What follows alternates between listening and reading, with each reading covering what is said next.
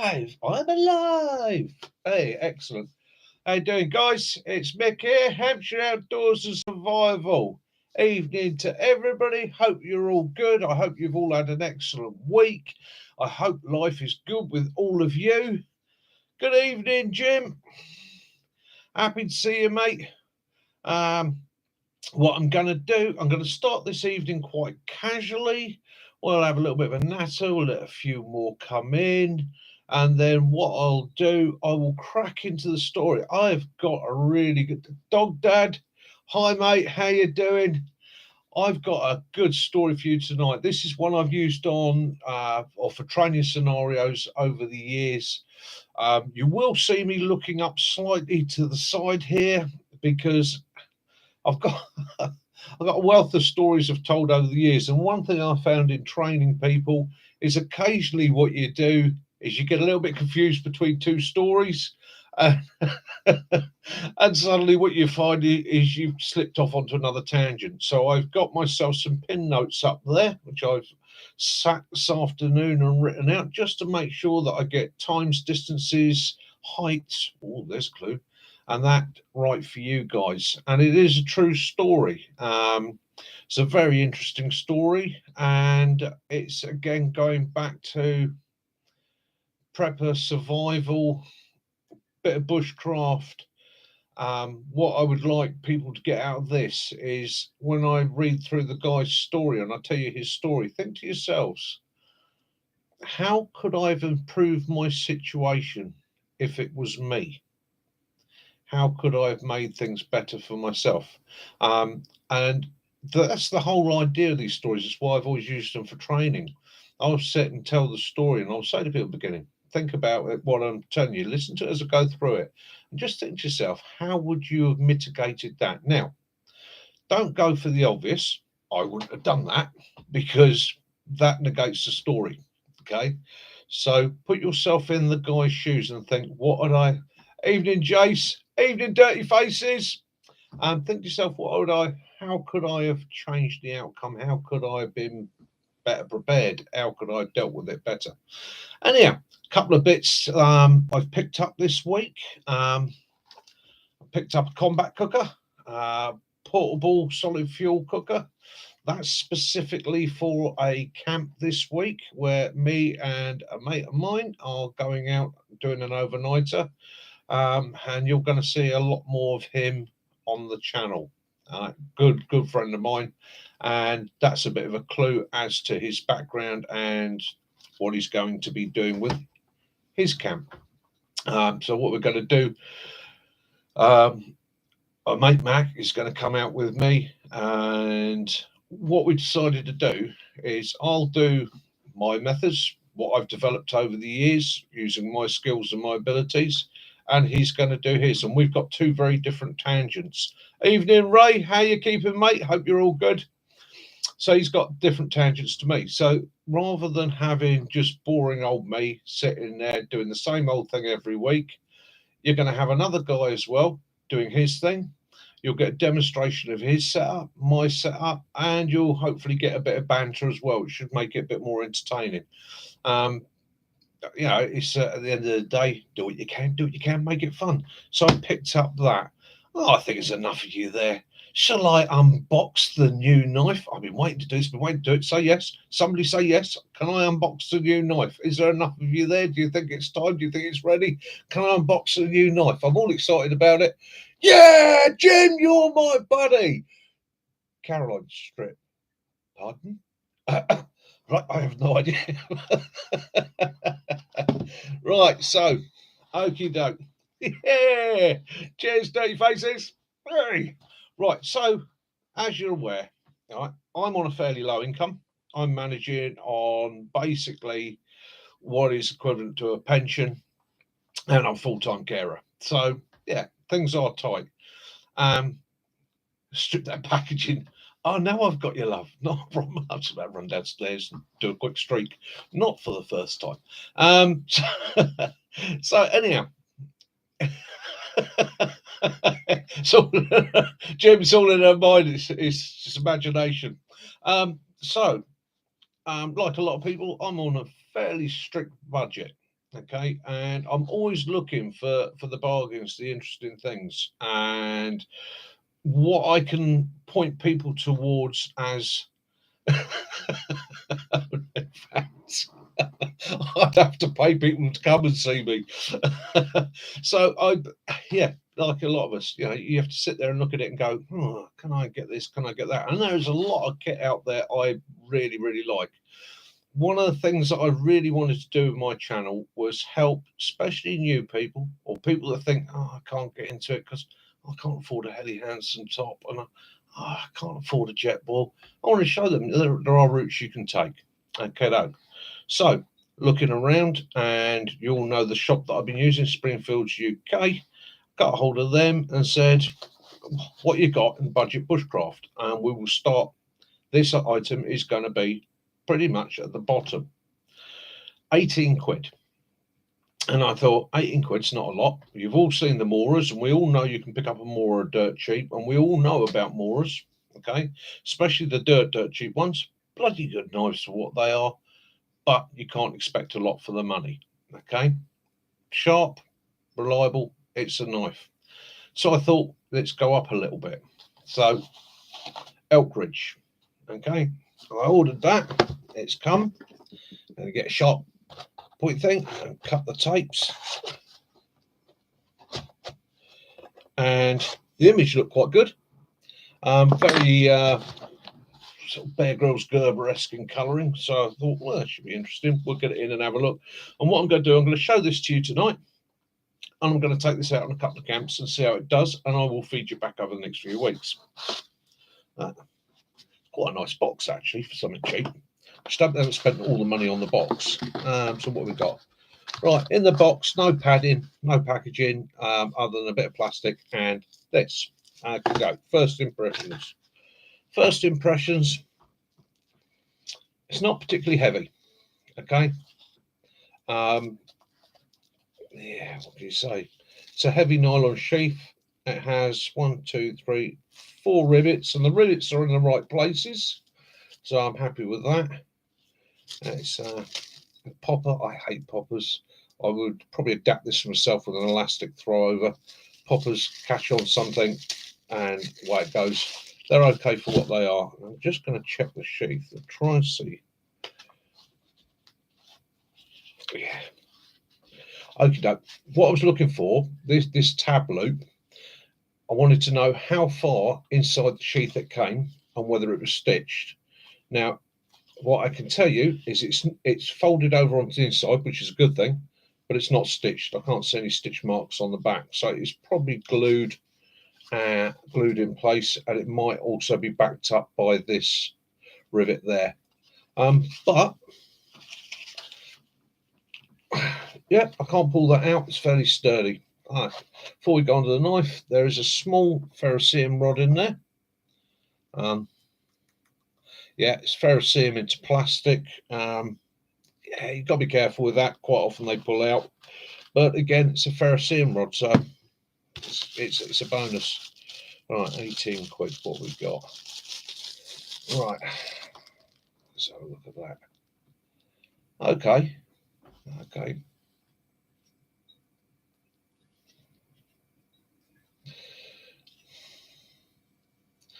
Yeah, it's a comfortable handle. It fills your hand. It's got a sort of rubber grippy surface. It is blade into plastic.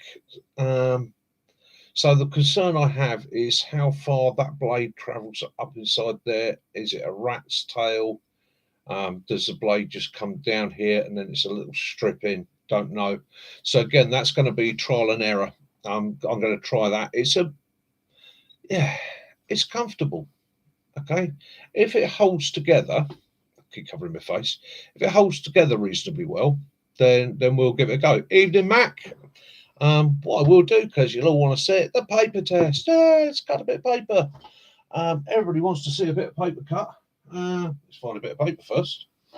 Okie doke. Let's get a bit of paper. So this is straight out of the box. A bit of paper. Make sure there's nothing on there you can't see. Yeah. Okay, go. Piece of paper. Oh, actually.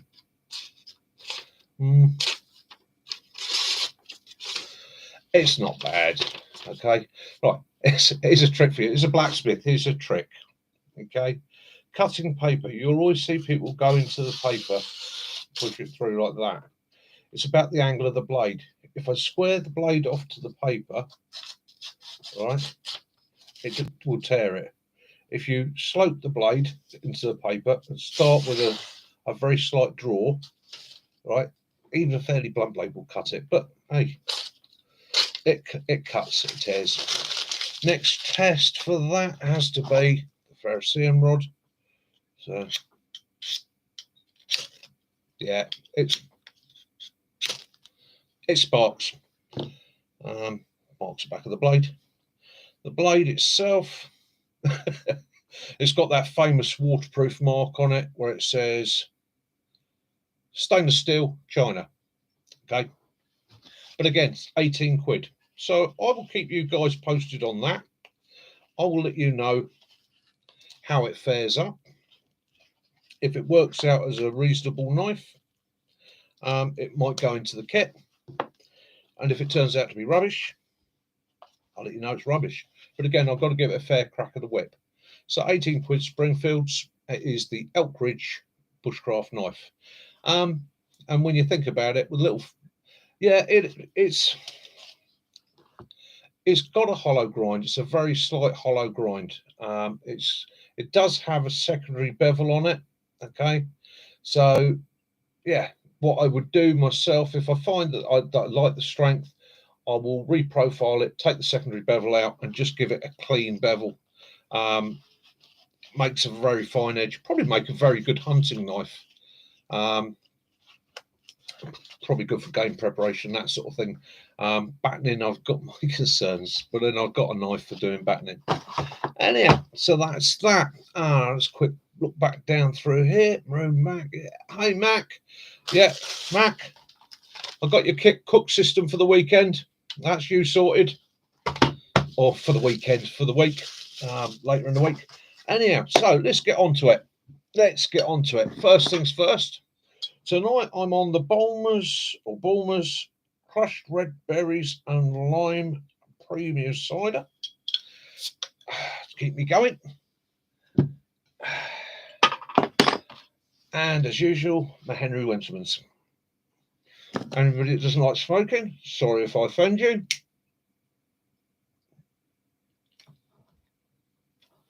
But that's my weekly treat. Anyhow, guys, let's get on to this story. So, and again, do apologise, you're going to see me looking up just to double check my notes.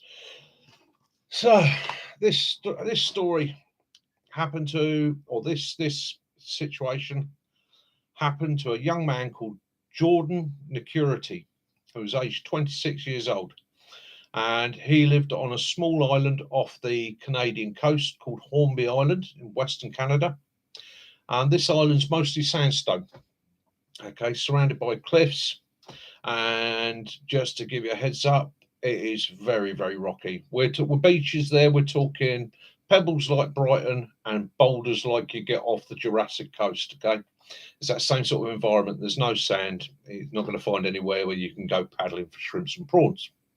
So anyhow, Jordan's quite a fit 26-year-old young man. He runs a small gardening business and he lives alone. And it's come to the end of the holiday season for the island, so he decides he's now got the chance to get out and do the one thing he loves, which is his photography. So he heads out in his van off to a little quiet cove that he knows. And this cove is called Mushroom Cove. You can look it up, see the images. In actual fact, you can look up the event as well, I believe. Mushroom Cove. And to get down to this cove is a scramble. It is pretty much a sheer cliff, very similar to the sort of cliffs we get around Devon and Cornwall. So it's just normally starts with quite a steep grassy slope and then drops into a sheer cliff. What he does know is the last sort of 40, 50 feet of this cliff, there is a climbing rope been left. And that's been left by people that have scrambled up and down to the cove through the holiday season, messing around on the beaches, taking photography or taking photographs and everything else. So he decides, I'm going to go up, I'm going to get down on the beach when it's quiet, and I'm going to have some photography. take some nice pictures. And he only plans to be out for the morning. So he's only looking to go for a couple of hours. So there's a drive out this cove, parks up, and the car park is a fair distance from the actual cove itself. So he parks up in the car park, parks his van, and he takes his bag out, and he checks his bag. In his bag, he's got his camera, he's got a woolly pulley, and he's got a flask of tea that he made before he came out. So he thinks, I'll have half that tea now. So he has half his flask of tea, puts it in his bag, and off he goes. Now, bright young man, fit and able, he's having a great time scrambling through the woods, heading towards the cove, and he eventually ends up on the cliff above the cove and looks down. And yeah, sure enough, it's a fair hard scramble to get down. It's near vertical in places, but there is this climbing rope looped to a tree running down to the cove. And he thinks to himself, yeah, not too much of a problem. I'm fit, I'm able, I love scrambling. Off I go. And away he goes over the edge. And he scrambles all the way down using the rope to the beach. Not an issue, not a drama at all. And he gets down onto the beach, and one of the first things he sees in the distance, about 100 meters away from the rope, is that somebody who's visited the beach in the summer season has collected loads of driftwood, and they've made this, basically it's like a hut, almost like the end of a rowing boat, stuck in the ground with the point out. It's only bodged together, but it's all driftwood, and he thinks to himself, that's fantastic, I like that. So, click, a couple of photographs, and he's as a walk further down the beach, and he's photographing the stones and the cliffs and the structure of the cliffs and the sea. He's having a high old time. He's really enjoying it. And he gets down about 200 or 300 meters from this wooden thing, and he thinks to himself, I want to take a photograph from higher level, really. I'd like to get a photograph down on the beach. So he starts walking back, and he walks back about 100 meters, looking at up the cliff, and he sees a ledge, and he thinks, it's only about 30 feet. It's a fairly hard scramble. I can probably get to that. So he drops his pack off, walks down the edge of the cliff, looking for a route up. And he gets about 100 meters from his bag, looks up, and he can just see, yeah, I can scramble up there. And he starts scrambling up. Well, all he's got with him at this time is his camera. He's left his bag 100 meters up the beach, just so that he's not got any load or any weight. Quite a sensible thing to do if you're going to scramble up a cliff. And he scrambles up, and he gets up about 30 feet. At about 30 feet, he realizes he needs to negotiate his way round a small outcropping to get to this ledge, to be able to see back along the beach and get his photograph. So at that point, his own words were, I did think about turning around at this point. However, I decided I was going to push on, and I was capable. And he did. And he led round this boulder, and he reached around with his other hand, found a handhold, released his other hand, started to put his weight on it, and it came away. Okay. He's 30 foot up over a sheer drop, and it's rocks below him. As he says in his own words, that rock came away and fell. I had no balance, but my feet were in place, although I could feel myself moving back slowly, and I had no control. He also says in his report, he was able to count 1 Mississippi, 2 Mississippi, 3 Mississippi before hitting the rock, or hearing the rock hit the ground behind him, before actually finally overbalancing and going over completely on his back and dropped 30 feet onto boulders, rocks on the beach below. Not the pebbles. This was an area of just sandstone boulders. So he's dropped 30 feet and crashed to the ground. Lucky for him, he wasn't knocked unconscious. However, he's been severely winded. He's realised he's had a very serious fall, and being quite a sensible and outdoorsy man, he lays there for a few minutes and thinks to himself, well, I'm still alive. God knows how, but I'm still alive. Let's assess my injuries. I know I'm going to be injured. Let's just think about this. I know adrenaline's running. What have I done? And he looks down from his laying position, wiggles his toes, and realizes he can move his toes. Great relief. I've not damaged my spine. I've not damaged my back. He then moves his fingers, moves his arms gently, realizes that's okay, tentatively moves his head, feeling for any tingling, any sensation loss, or any pain from his spine. No, that's all good. Thinks to himself, that's okay. He's got a lot of pain in his chest. He's got a lot of pain in his stomach. But as he pointed out, he thought that was probably winding or maybe some minor internal damage with any luck. So at this point, he thinks, right, now I need to get up, get back to my bag, and I need to get home. I need help. He attempts to roll over to get up into, or like you would, you're on your back after something like that. You roll onto your side to try and get up. And then the second he attempted to roll onto his side, it was screaming agony. He describes it as feeling the bones in his pelvis rubbing together. Okay, absolute screaming agony. It knocked him out. He lost consciousness. He came around several minutes later, as far as he can gather, and realised, I've broken my pelvis. Okay, this isn't good. Now, you guys are probably aware, broken pelvis, it means that you lose all ability to stand, you lose stability from your legs, and your ability to put weight into your legs goes. The cradle of your pelvis is what supports your entire body mass and weight, and it can lead to severe blood loss. It's treated as a very serious injury. Anyhow, he thinks that he lays there for a minute, thinks, well, do I wait for help? And he realises, no, where he is, nobody's coming. This beach is so isolated. The holiday season's over. Nobody's going to come there. None of the locals come there. There's no reason to go there. It's a nightmare to get to. It's only the odd holiday maker decides to make it down there. He lives alone, and he hasn't told anybody where he was going or what he was doing. So he realises he's got two choices. He can curl up and die, or he's going to have to try and make his way out of here. So he does a self-assessment of his situation, and he realises the first thing he needs to get to is his bag. His bag is on the way back, and he comes up with this plan, and it's a simple plan. Get to my bag, get my bag, get to the little wooden structure, set fire to it, create a bonfire. People will see the bonfire, and on this island, because it is a small community, people would realise something's wrong. Maybe one of the fishing boats would see it or something, and with any luck, rescue will come.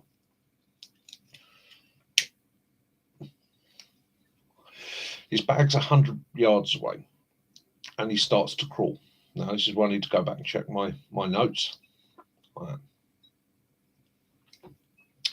His bag's 100 yards away. The stone surface he's on is boulders, big boulders, and a sandstone. Okay, so he starts to crawl. He finds, with an effort, he can crawl about 6 feet before passing out with the pain. Doesn't know how long he's out when he's out, but he keeps going. He crawls and he crawls and he crawls and he crawls and he crawls. And by the time he gets to his bag, it's getting dark. Now, he knows he had his fall first thing in the morning.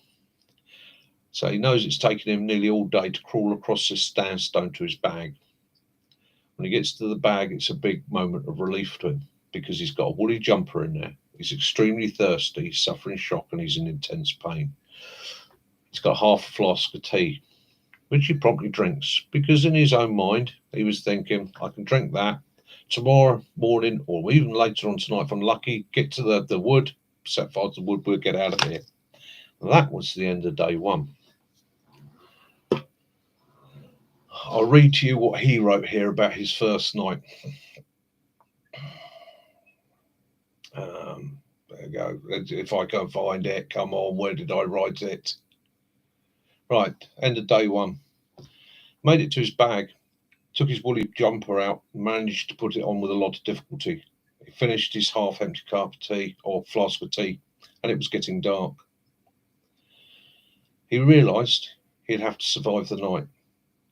The only way I can describe the night, he says, is cold, pain, and every time I manage to shut my eyes, I have flashbacks of falling backwards off the cliff. Okay. He struggled to get through the night, as you would in that situation. Probably in and out of consciousness, although he didn't sleep. The pain probably put him out more than once. And he remembers the sun coming up in the morning and being relieved and thinking to himself, I've made it through this night. Okay, I've made it through the night. All I've got to do now is get to that firewood, get that firewood lit, that driftwood, get that lit, and get myself out of here. So he starts to crawl again. Now, he's crawling over sandstone, and on day one, it's worn away his fingertips, because the only way he's got to move is to literally pull himself along, use any leverage he can. But it's also worn through his trousers where he's dragging his legs. Bear in mind, with the broken pelvis, he's got no control over his legs at all. They're just dragging behind him, and every movement forward is dragging on like that damaged pelvis. It's intensely painful. So he stops for a second and he thinks to himself, I've got to mitigate this somehow.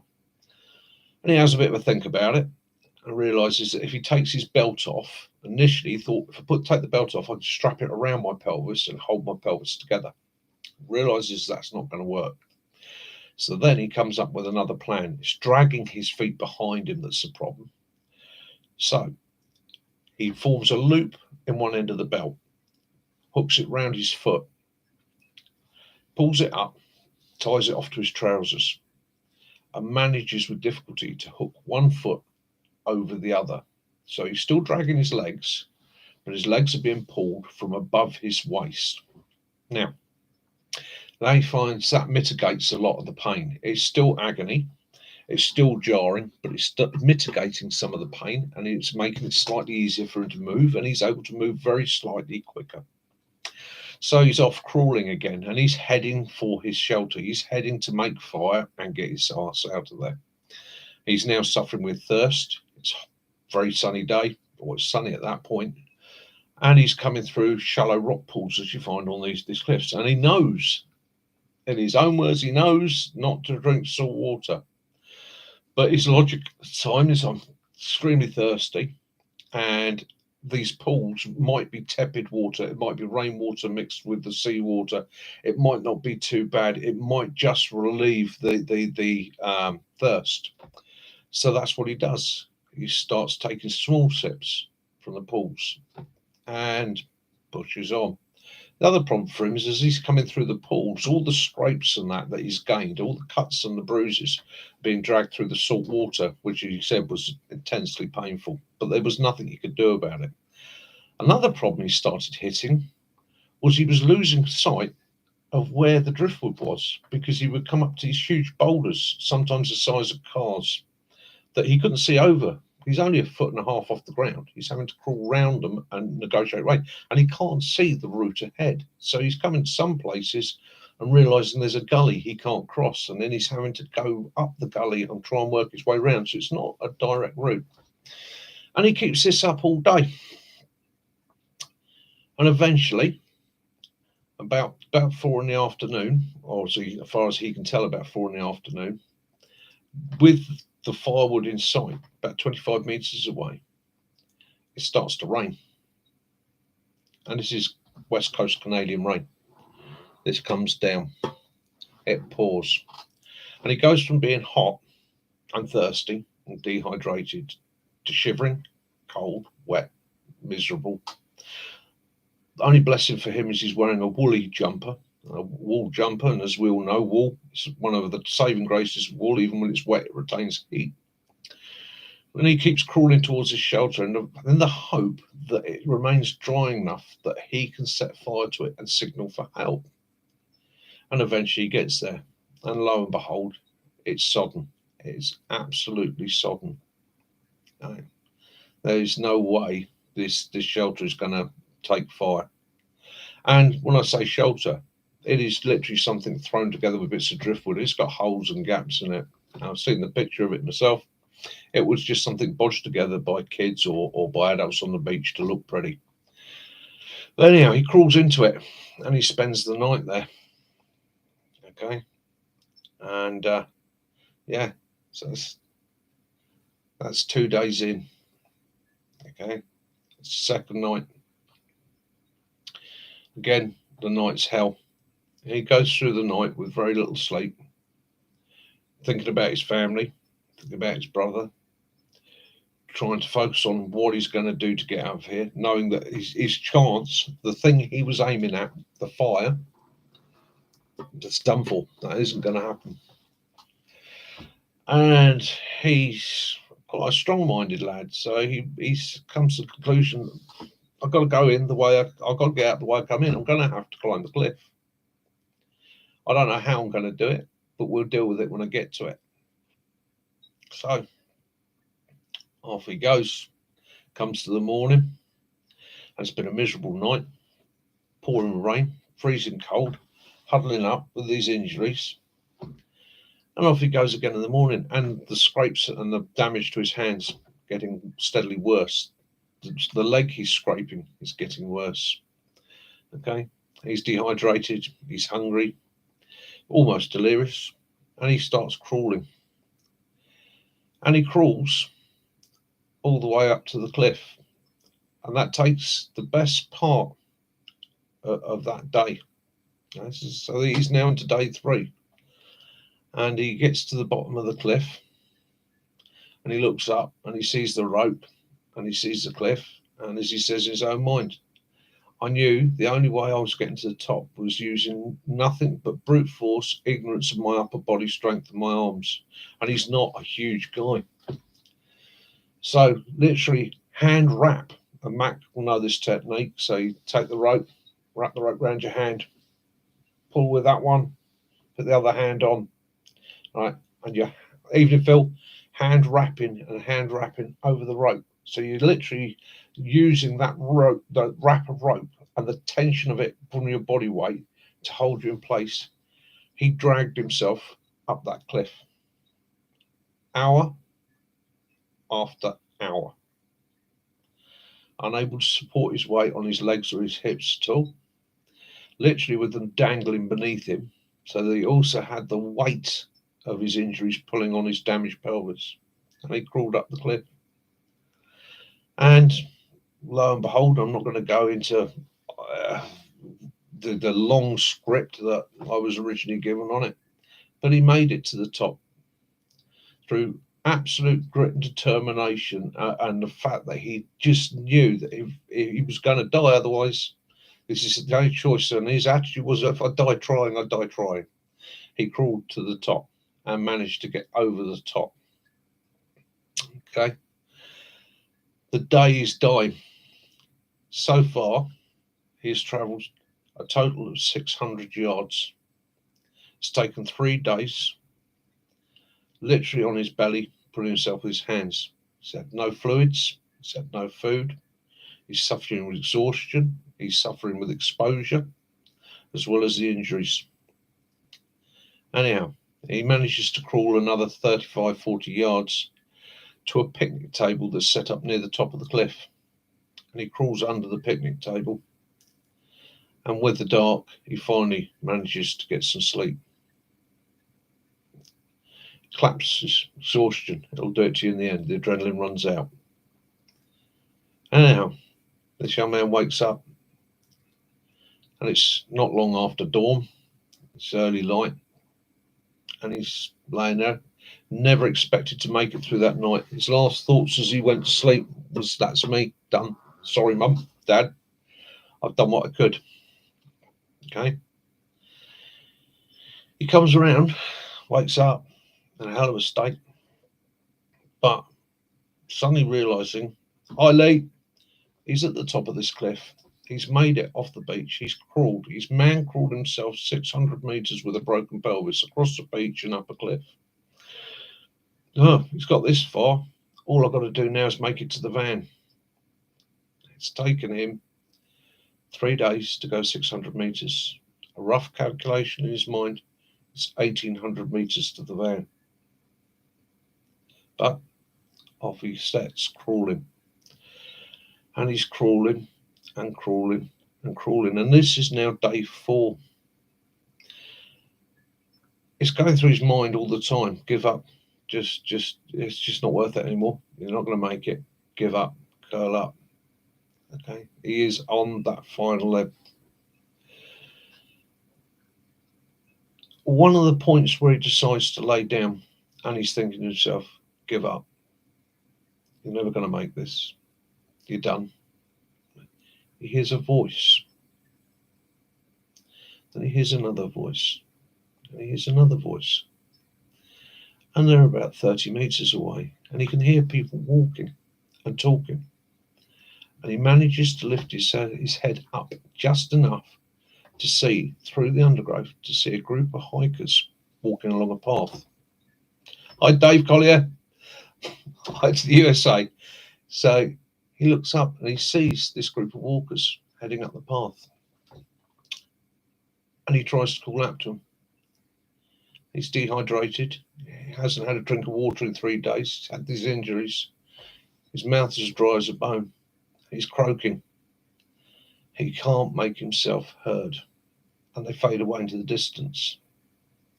And at this point, he broke. He gave up.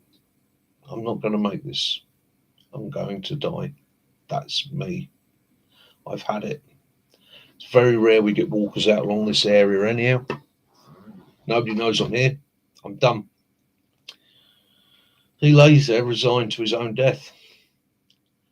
And about an hour later, he hears more voices.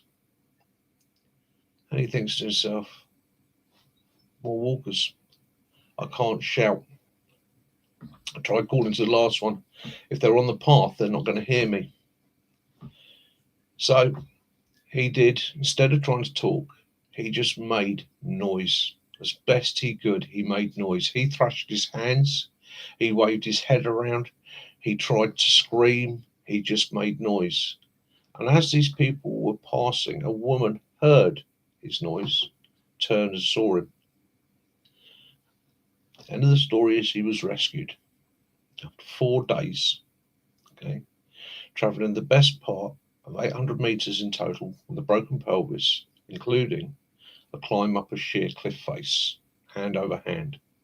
The results of young Jordan Nakurti's injuries were he required skin grafts on both hands and legs to replace the skin he'd removed. He required 5 separate repairs to his pelvis. He had multiple internal hemorrhaging from the fall. He had a ruptured pancreas. Good news is he made a full recovery. Now, take the story, and I'm sorry to you guys that have come a bit later, not heard it. It's a long old story. Take this story and think to yourself, how could you have averted that? How could you have saved yourself? What could you have carried? What small items would have made your survival more positive? What things in that situation could you have done and carried for yourself? And this is the art of survival. You take a story like this and then you think about it. And it wasn't long after reading this story and learning about this story, and that's that young man's situation, that I started carrying in my kit one of those survival bag. Because one of the things that come to mind for me in that situation was being spotted, being seen. Now I'm going to break a bit of a rule for you guys. I used to teach a specific technique for a specific group of people, and I've adapted it very slightly, and I'm going to bring it into your world. You all know the rule of 3. The rule of 3: you can go 3 minutes with no oxygen, you can go 3 hours with no shelter, you can go 3 days with no water, 3 weeks no food. We all know that. Basic rule of 3. Stick on that another 3. The 3 S's of survival. 3 S's of survival, quite simple: shelter, supply, and signal. Now, those 3 are based towards you and your equipment. Young Jordan went out and he took a backpack with him. The only thing out of his backpack was a jumper. And Jordan, if you ever see this, I'm not knocking you, mate. Your survival was miraculous, but you only had a bag. You had a woolly jumper, good item, good kit to carry, keeps you warm even when it's wet. Great rugged piece of kit. You had a flask of tea. Okay, you had 4 days with no water, apart from salt water, which nearly killed you. You had no shelter system. You could have had something as small as that. And being bright orange and just enough to get the weather off you would have helped. Okay. Had no food resources. Okay, food in that situation, it's a dodgy option. But having sugar, having energy, or having more energy would have probably helped. Dave Collier camping. Welcome, my friend. Good to see you here. And I hope it's all good in the US. So that's the kit he could have carried and the equipment he could have had with him. And that's just a few of the things. What else do I add in my kit? Well, even for short forays, like him, I expected to be a couple of hours and it all went wrong. And that's when it does go wrong. That's when survival does come in. It's that just walking the dog, taking the dog up on the fells where I walk the dog regularly. It's where it goes wrong. So it's having that small pack, having that kit with you. Okay. So a life straw. I carry one in my kit. Downside for him. Life straws don't filter salt. Okay. So in the situation he was in, unless he could find a clean water source or a pure water source coming off the cliff or something, that'd have done him no good whatsoever. Well, I carry my kit. I'm inland. I'm not drinking seawater. So water-wise, he was stuffed unless he was carrying it. Again, as you've seen, when I go up the woods, when I do my thing, I have a minimum requirement of 2 litres per day. Covers me and covers somebody else in an emergency. So we're getting around to that thinking. So the 3 S's, okay? I'll keep looking over there. So shelter, supply and signal. Shelter can be anything. We've all done shelter building. You can improvise a shelter. You can use a survival bag. You can use a tarp. Have a tarp folded up with you. Even if you just have to wrap up in the tarp. As I've said to you before now, I had to do a avoid hypothermia by rolling up in my tarp and creating layers. That protected me, kept me alive. Okay. So shelter, with a little bit of thought, having something in your bag that can shelter you from the elements improves your ability to survive, keeps your body temperature up or your core temperature up, keeps the conditions off you. And any small thing, in these situations, when you're that close to death and you're that desperate, the slightest edge you can give yourself is one to grab with both hands, hang on to. Supplies. So always have spare water with you. Always take more water than you need to. Okay.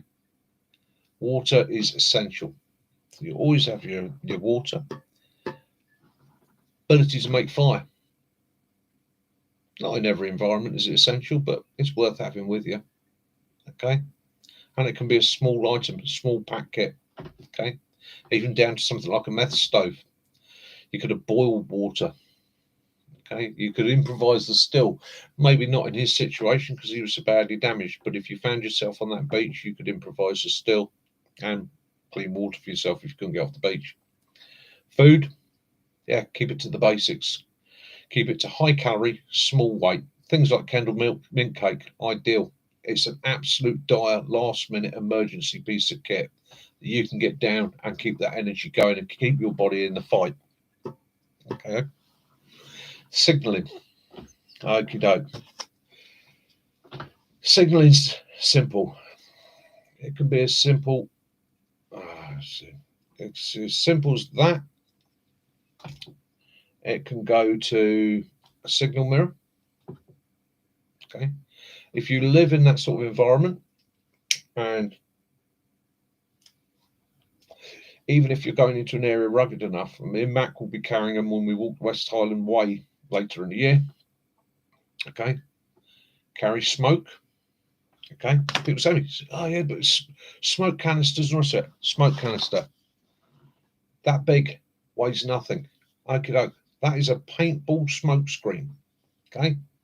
You can pick these up very cheap in any color. I would always go for orange. Okay. That one's a green one because I keep it as a demonstrator. A couple of those in your bag, stuck inside a Ziploc bag. okay, a smoke, orange smoke. Anybody anywhere in the wilderness sees orange smoke will know that there's a person in difficulty. It's a recognized signal.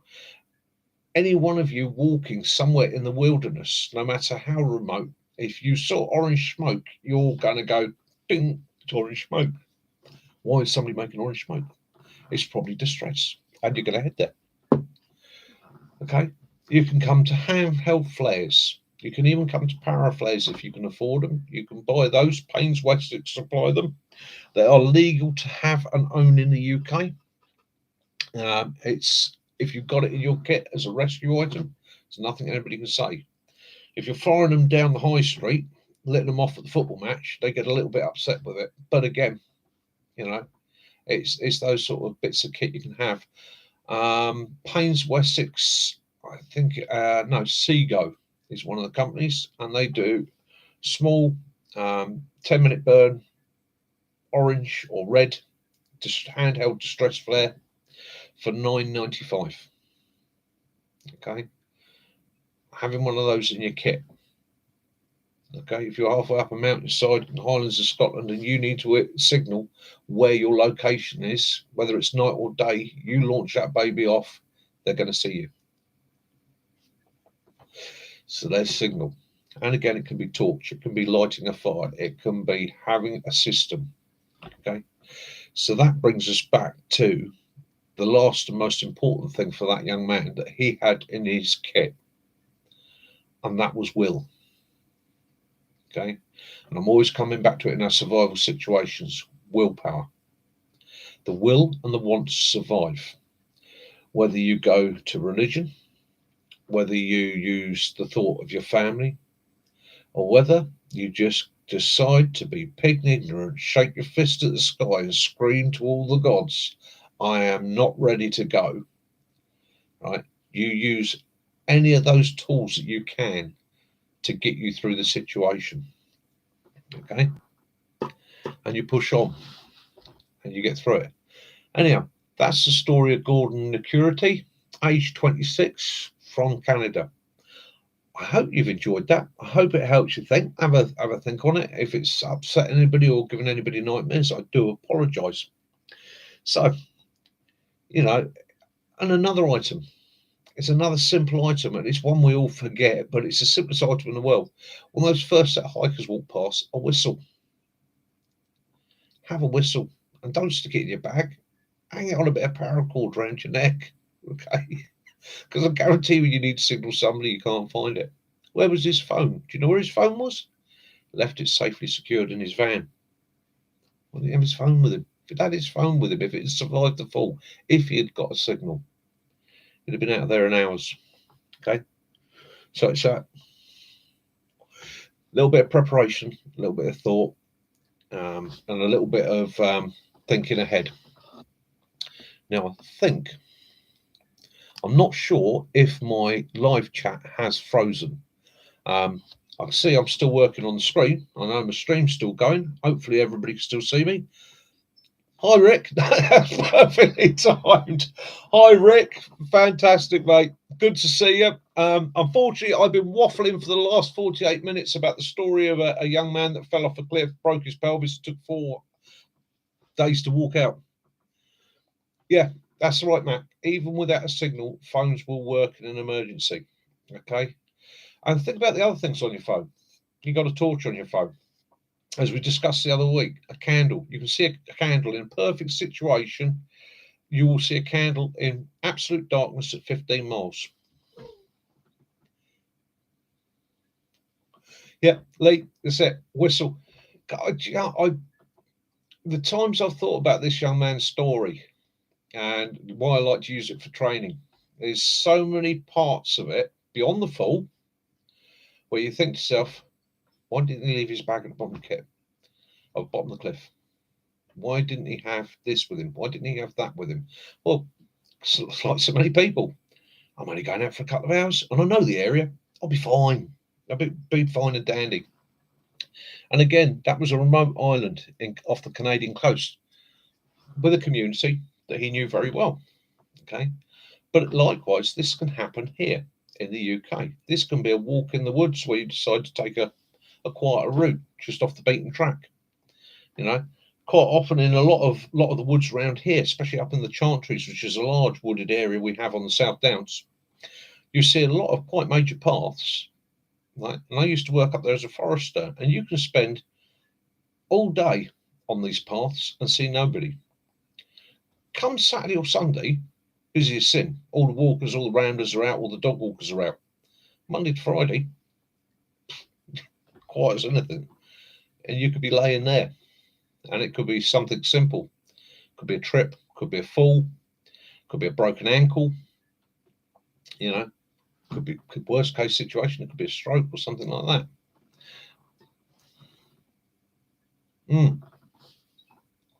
Hindsight is a wonderful thing, right? And that's why through all the training that I've done over the years for people, I bring up these stories. Exactly. I was waiting for somebody to say that. Went wrong before he left the house. Golden rule. Let people know where you're going. Yeah. Jim, excellent. Yeah, rescue beacons, and the prices of those are coming down and down and down now. And some of the ones that I've worked with in the past, literally push a button, sends a message, I'm in trouble. Okay, absolutely brilliant kit. But again, golden rule. If you're going out, even if I'm going up the woods, I turn around to Cass, I'm going up the woods. She knows the woods like back of her hand. She knows I'm going to be within 50 meters of the fire pit. She knows how to tell the emergency services to get there. Okay. She knows what time I'm coming home. Yeah. So again, we have an emergency plan. It's a simple thing.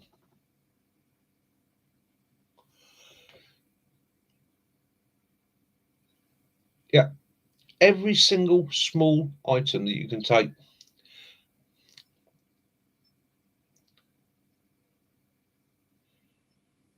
Yeah, GPS trackers on the dogs. Now they're brilliant. I've been looking into. I've been thinking about one of those. So you get the dog GPS trackers. I've been wondering about putting one of those in my kit and actually just literally having it fixed in my kit, on my personal kit that I carry with me at all times. I did have a GPS tracker on my phone. However, it just yeah, it was a cheap app, and it got to be a pain in the ass because it would just destroy my battery life. But again, it's thinking ahead, it's planning, even the simplest things. About 5 days, fully waterproof, weigh 35 grams. Excellent. Okay, so you got 5 days of signal. So you're going out, even if you're going out for just a day out bush camping or doing your camp, take that with you. Stay lost. Oh, Lee, you'll go to hell for that. Well, that's the other thing. If you're going to do naughty things, you know, you have to think about consequences and that. I find it a lot easier in life just to keep me conscience clear. And again, smoke. So when you can go to Paynes Wessex, you can go online. They're about £4.50 each. You can get a pack of 3 for I think about £9, different colours, and they're paintball accessories, and that runs for about 3 minutes. Doesn't sound a lot, but it'll put out enough smoke for you to be seen by. People always say to me, "Oh yeah, but I'd build a signal fire." Okay, yeah, you can build a signal fire. Reality is, if you've got an aircraft looking for you, by the time you've lit the signal fire and you've got enough heat under it to make the signal, plane's probably gone. If you've got a smoke grenade, okay, that's going to give you an immediate start. A flare, likewise, will give you an immediate start. You can hit your flare. You can also use that to light your fire, to keep your fire going in an emergency.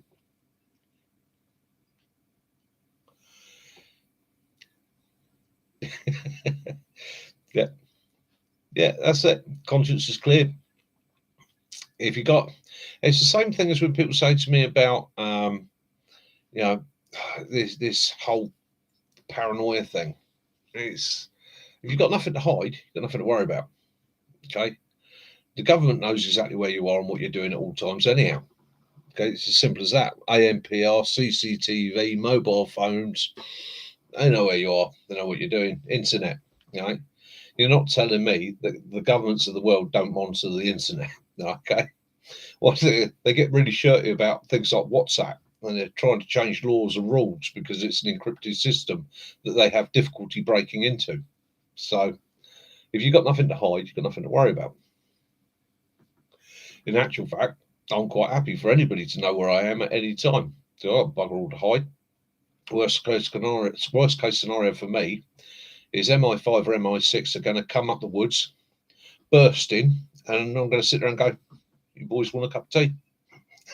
I've got nothing to hide, nothing to worry about.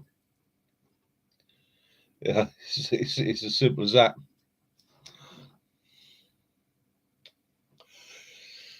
Anyhow, so that's covered that. Let's get on to some other things. And for those of you that have just joined us and saw the short, the little knife I opened it earlier on, it's by Elk Ridge. It's £18.99 from Springfields. Okay, that's the knife. I'm not going to go into telling you what I think about it yet until I've tried it for a few weeks and seen if I can broke it or if it's any good. Exactly that, Lee. What 3 words? Another handy thing. Make sure you get your spellings right. I had a case scenario that was explained to me where it was a group of 3 young men in a fishing boat, got into difficulty, and so they got the mobile phone out and managed to get a signal. What 3 words where they were? Texted off to their friend. What 3 words? Send help. And yeah, it was about 2,500 miles away in a completely different ocean that the rescue services were looking at them, and it was just misspelling 2 words. Okay, so if you're going to use what 3 words, make sure your spellings are accurate. I've got an app on my phone, and you can do it on what 3 words. You can go to what 3 words, and you can literally hit a help button, and that will ping off your signal, and literally will send a signal saying, "This person, this location, in difficulty, send help." Okay. Obviously, if you can give more information, you will do. But at the end of the day, if that's all you can get out, it's enough. Yeah, so I've given you that one. The 3 S's: shelter, supply, and signal. That's your kit. That's in that small bag. And just to give you an instance, when I say small bag, it can be as small as that. Cheap little shoulder bag. Okay. Enough kit in there to pack in there to keep me going in an emergency. And I quite often use that on local little walks and that. I'm just going for a stroll. Back it up with knowledge, obviously. I'm always reiterating to people, first aid training. Okay, I know a lot of people had to do or have to do first aid at work courses, and I don't think they're the best courses in the world. Okay, they're very basic, and they tend to be based around Joe Bloggs cutting himself at work or Joe Bloggs having a stroke or a heart attack, and those are worst case scenarios. Good training for that. If you ever come across a heart attack or stroke victim, yes, having that knowledge is a wonderful thing. But you can go to Red Cross, St John's Ambulance Brigade. They literally every town in the country has a St John's or Red Cross centre where the volunteers meet up once a week and they have a training evening. It's a very, very small fee if you wanted to become a member of St John's Ambulance Brigade. But if you go in and have a chat to them, yeah, they're very, very good at saying, "Well, look, we'll organise your course," and they'll organise your course based on what you want.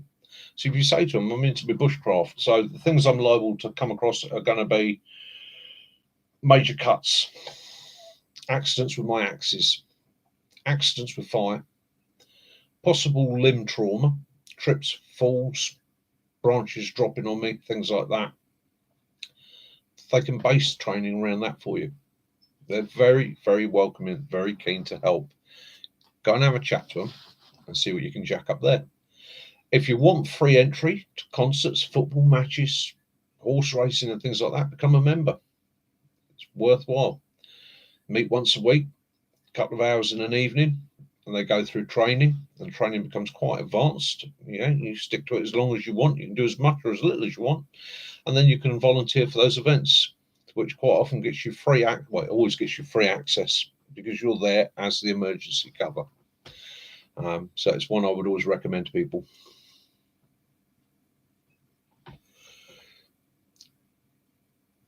Yeah, six-figure grids basically have had their day. People don't work with paper maps anymore. It's all done on computer. In the old days, you'd have given a grid reference and they'd have gone with that. There are still certain counties and certain areas where they will still be able to do that, but mainly it's working with things like mountain rescue and that. But what 3 words is recognised UK wide? I don't know about the rest of the world. I'd have to look into that, but I know in the UK, especially, our emergency services through the central control points are all linked, and they can all do what 3 words.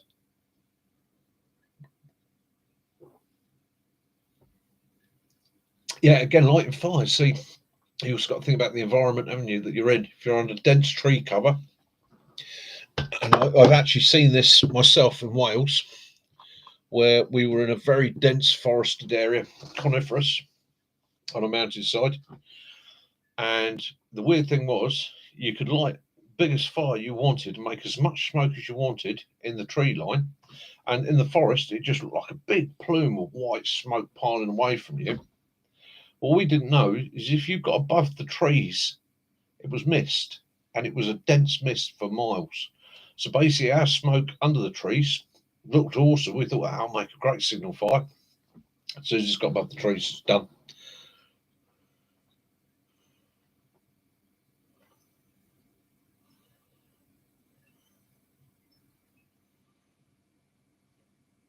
Oh, that's Rotten Lee. That's a rough one. That really is rough. Yeah. Dealing with death, especially with those of people you know, that's harsh. That's very harsh. Yeah. Very, very difficult.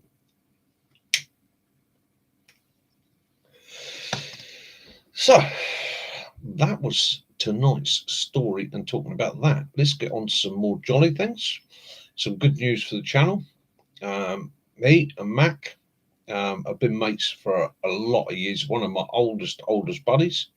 Over the years, we've had a lot of crazy adventures together and seen some funny, wonderful, and interesting things. Take me out off. Just put up with the glare from my head. Wonderful things, and we're going to basically. He's going to join me on some of the camps and getting out and about. The idea being, as I was saying to him, he uses a lot of different techniques to me, and I wanted to be able to show people not just one technique, but 2 techniques. 2 techniques for shelter building, 2 techniques for firelighting, 2 techniques for survival, get away, just to give more and more information, because quite often what will work for one won't work for others. Okay, as you've seen in my videos in the past, I am absolutely useless at friction fire, and my feather sticks turn into bundles of shavings. Okay, but that works for me.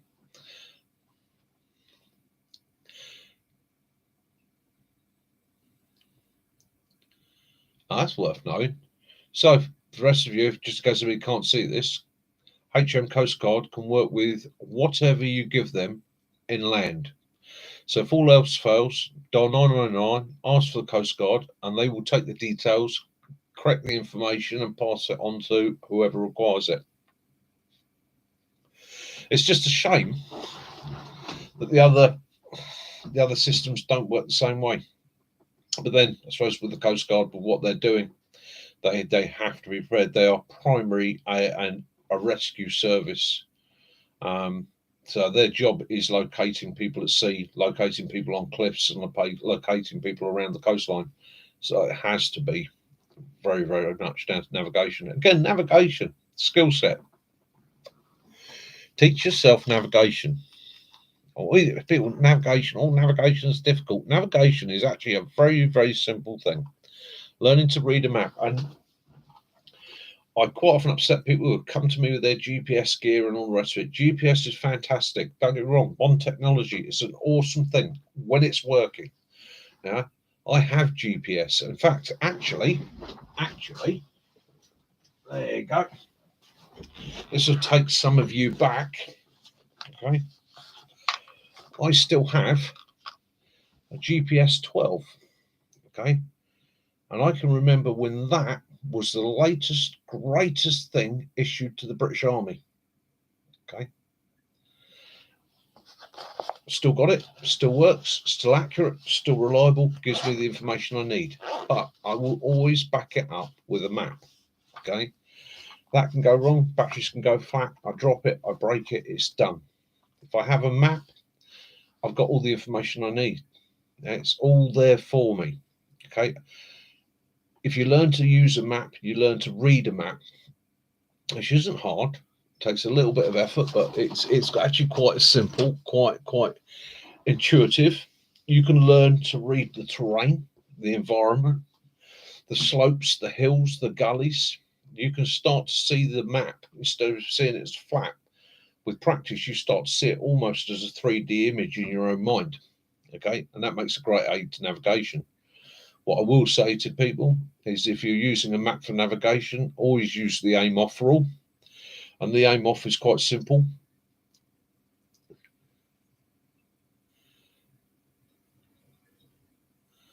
Yeah, Jim, get together, we'll have a beer one afternoon. That would be an idea. I'd love to learn more about how that works. Use your aim off rule, especially if you're walking huge distances. Bear in mind that no single human being walks in a straight line. You always walk in a curve.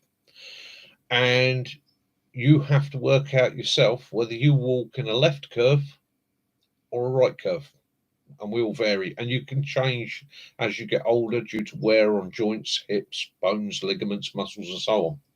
So know which way you go. Never a perfect fire system anywhere. Every scenario is different. Yeah. Oh, there are situations, Lee, where you cannot make a fire. Okay. So then you need to go, if you're warming, if you're talking about keeping yourself alive, you've got to go to other alternatives. You've got to start looking at what you can improvise, what you can use to wrap, keep that core temperature, trap that heat around you, not let it out, and not let the cold in. Monkey trolley, yeah. But again, see, Dog Dad, you're an ex-military man, so you'll know about aiming off. You know about, right, we're gonna walk 5 miles that way. There's a train line. I am intentionally aiming off to the left-hand side. When I get to the train line, I'll then turn right, and that will take you to your target destination, whichever bridge, whichever tunnel you're going to. Right? It's that natural aim off rather than trying to make a straight line towards somewhere. And when you get there, going, right, this isn't the bridge. Is it that way or is it that way? If you've intentionally aimed off, you know, got to turn right, and it should take you to it. It does make your route a little bit longer, but that intentional aim off aids your accuracy and your reliability. Doesn't matter, mate. Doesn't matter. Okay. I don't care whether you were a cadet instructor or whether you were a Boy Scout. Okay. At the end of the day, knowledge is knowledge. Now, I'm lucky not in what I did and not who I served with. I was lucky that I ended up in a role that was training. And I met people and I won't go into what units, but I met people from all sorts of units, everything from SIGs to specialist medics and so on. And I was involved with their training, and I always tried to glean what I could from them in information. It was almost like a skill swap, you know. I'll teach you the inner workings of the HK53. How do you put a cannula in a leg on a traumatic amputation? Swap information. You know, it was constantly learning. I've got one of those brains that I want to know all the time. If somebody says to me, that is that, I want to know, why is that? How does it work? Why does it work? I don't always understand it. I'm not the most intelligent man in the world, but I try to learn. So again, you gather information all through your life. It's not necessarily who you are. It's not necessarily what you are or what you have been, right? There are a lot of people I come across as Smith reference points. Yeah. Just go, stop, repeat. Yeah. Yeah. Photograph your surroundings each move. And then when you found you've walked in a big circle, you go, bugger. Again, it's I meet a lot of people that tell me they're this, they're that, they're the other. Okay. It's not me saying I take it with a pinch of salt, but we meet people all the time, and we see channels all the time on the internet telling us, you know, that they're ex this, they're ex that. I'm not telling you I'm ex anything. Okay, I wasn't. I've never, ever, ever, ever been anywhere near being in special forces. Okay, I have a very basic military skill set. I was very lucky to end up in the training field with a fairly select unit, and I just grabbed information. My skill set's armory, right? Foreign weapon systems, that sort of thing. Okay, but I just learned and learned and learned and learned, built rapport, asked the information. You know, if they got a new bit of kit, what's that do? Occasionally, got told off. It's still top secret. You haven't seen it, mate. But a lot of the time, guys are like, yeah, it does this, it does that. You know, so you jumped into it. We're talking about signalling, lights, backup. You know, there's another thing that's always worth having in your kit. Chem lights, silence. Okay, inexpensive. Okay, store for absolutely forever. Create light in any situation. Don't buy the infrared ones, right? Because if you haven't got infrared gear, absolutely useless to you. Exactly that, me. They yeah, that's the truth. I've ran a couple of weekenders for guys that were in units who wanted to know more. I did. Funny enough, I did a lot of what I did as a kid. You know, wild food preparation, rabbits, squirrels, rats. You know, that sort of thing. And again, because they wanted to build their own skill set. That's one thing I've learned about military professionals, and even working in the contractor world. You can always tell the guys that really know their shit, they still want to learn. If you've got a skill that they haven't, they want to learn it. Okay, it never stops. The Walters, the wannabes, the fakers, they're just happy to tell you how great they are and show you that they can make a cup of tea using a burning tyre. Ends there. They don't need to know anymore, mate. I know it all. Been there. I've had a t-shirt. Me, I could live in I'd hollow out a polar bear and live inside it in the Arctic. Yeah.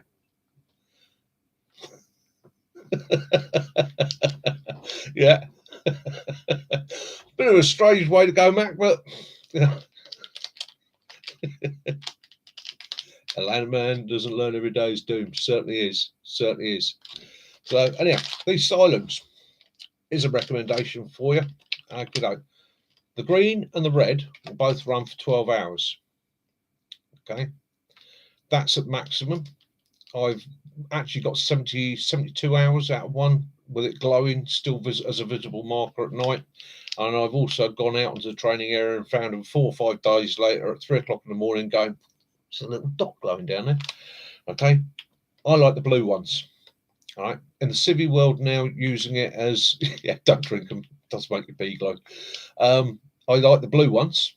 And the reason I like the blue ones, it's quite simple. It's a psychological thing. Okay.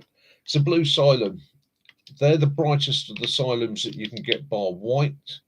They're a 5-hour burn, but if I'm trying to signal for help, blue is something that draws everybody's eye. I suppose it comes back to police, cars, ambulances, fire engines, what you're taught as a kid, blue flashing lights. You get a blue light somewhere, and by golly, you pick it out almost straight away. Don't know how many times any of you have been travelling up the motorway early hours of the morning, and that blue light 2 miles back just flashes the first couple of times. You're in a rear view mirror like that, and then you spot it. Okay, so I go with the blue ones. Yeah, split one open. Yeah, you can give it to the newbie and get him to drink it, and then get him to mark the area with it. Be careful of the glass cylinder inside, but good bit of kit. I've always got a couple of those stashed in my bag, and again, they take no weight. They try and put them in something that won't break. The other one I've got on there, they do them as helmet markers now for the guys that are serving. I don't know if any of you have seen these, but got a couple of these. Yeah. So what you actually get is 3 little straws.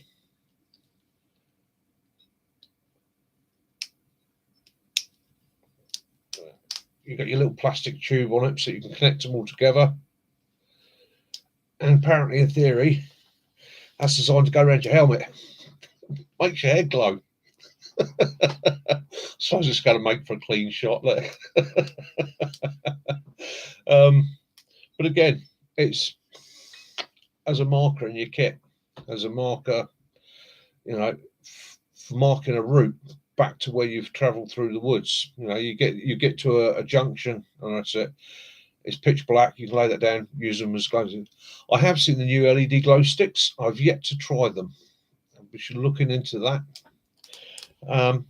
But again, it's simple bits of kit, isn't it? And it is adapt your kit to suit yourself. All right, I should get him back onto Springfields then. I've just received an order from them.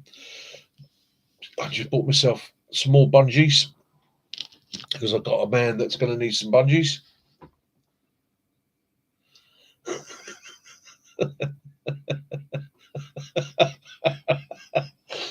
Oh, Mac. Oh, Mac. Won't go there. Nice clean channel. Do you still break glasses with it? And again, yeah, it's just build that kit, build that ability. Mac's going to bring something new to the channel for you as well. Like I say, he's going to bring some of the skills he's picked up over the years, and we may get into some stories of old days. Might come across a couple of interesting facts about us both, but we'll try and keep it clean. And again, there's another paintball in smoke there, blue smoke.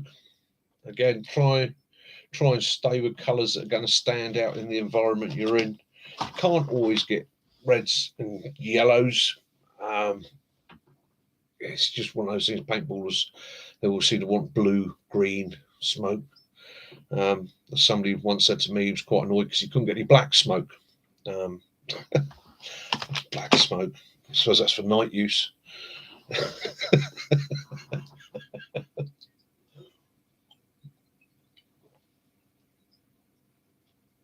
Oh God, what? That's going down well. I'm enjoying that. Not often as you guys are aware, I drink. I allow myself now 1 bottle a week, and obviously my cigars.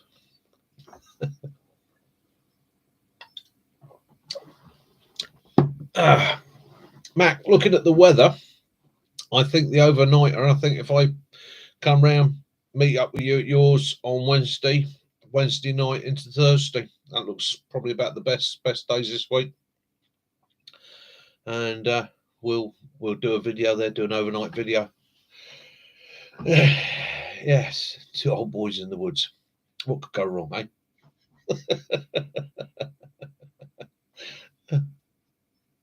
Yeah, right. That's a definite then. Right. So put that in your calendar. I'll pick you up Wednesday, probably around lunchtime. We'll whiz back here, get some kit sorted, and that's me, you, up the woods. And we'll probably be out the woods Thursday lunchtime, Thursday afternoon. Just be nice, relaxing overnighter.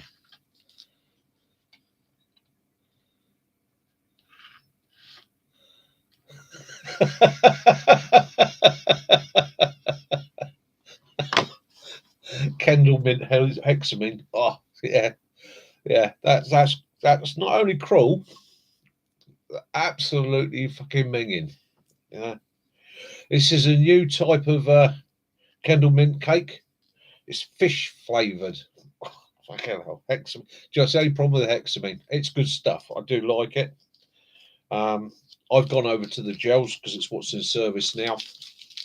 And the thing I do like on the gel over the hexamine, doesn't smell. It's the only thing with hexi blocks, just yeah, what gopping stink that was. Yeah, yeah, that's a plan, Matt. That'll make a nice video. Yeah, yeah, we'll do 2 sets of kit. We'll both do the overnighter. Me and you, your kit, my kit. Have a night of it, and it gives people 2 different sort of views at how you look at it. Has anybody out there had anything to do with Beavercraft knives or BPS knives? Hit me up, let me know, because they're both Ukrainian companies, both of which are supplying their guys out there, but also they do bushcraft knives and buying them. Or I've been trying to look into it further because obviously I don't want to get conned by somebody on Amazon, but apparently buying their bushcraft knives is helping support them, which I'm more than grateful to do. Anybody in any cause, and they look quite decent knives. So if anybody out there's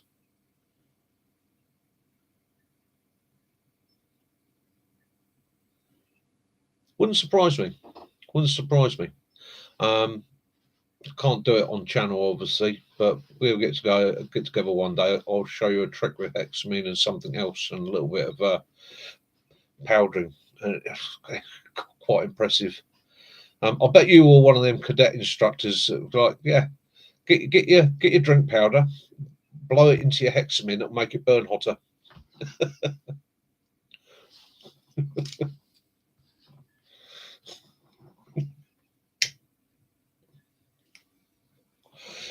You used to have the cadets set up on the training area occasionally. You see a little woof, woof in the distance.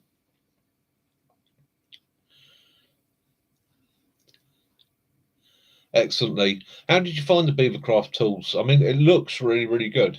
It looks like something I'd be quite happy to get in and promote on my channel.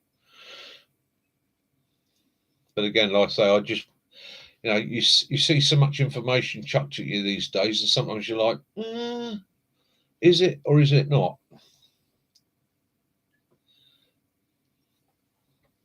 And again, same thing with that Elkridge knife. I've seen some really good reviews on Elkridge knives and that. So that's pretty much their cheapest one. I'm going to go out, try it out, see what it does. If it falls apart, I'll let you know it falls apart. If it hangs together and it's something that I think it's not too bad, then I'll promote it.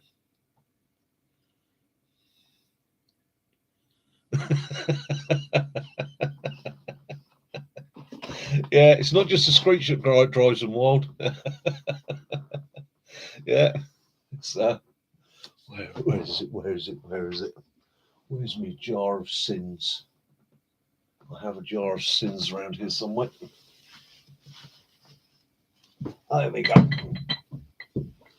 So, if you're ever looking after a mate's daughter, yeah, you and your wife are babysitting one night, and she's a toddler. Okay, don't ever let her see that. Okay, because it never ends with just one or two. It actually ends up with for about 6 hours after she's gone home, her dad phoning you up and asking you a simple question: why am I paying kangaroos at 3 o'clock in the morning? What the hell have you given my daughter? And ration pack boiled sweets. If you know, you know.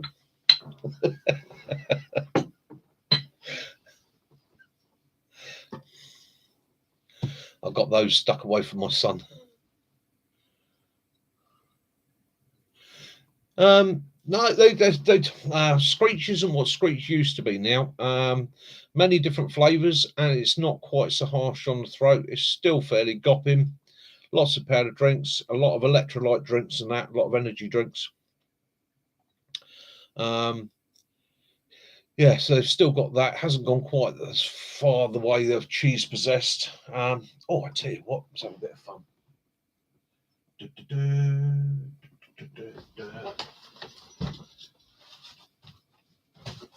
There we go. Dare I open it? I don't know. 24-hour ration pack, but you notice it's the old box on that one.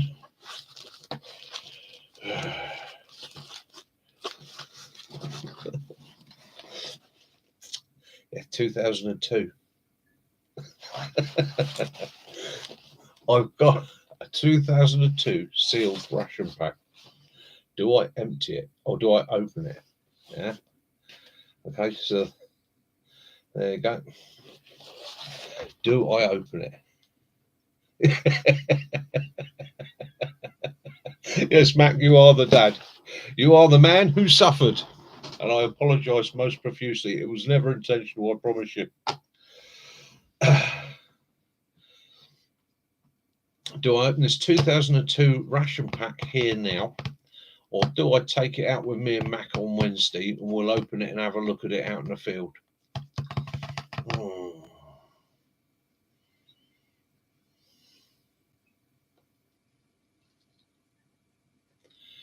Yeah, Mac, love Puko knives. I actually, that is an end date 2004. The box that it came in was production date 2002. So that's actually a serial number there. But the production date on that one is 2002, as opposed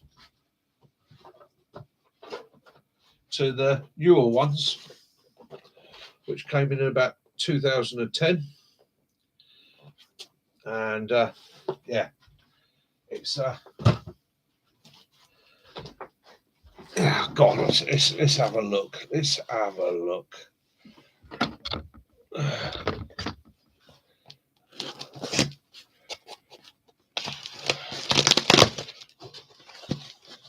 Right, I'm going to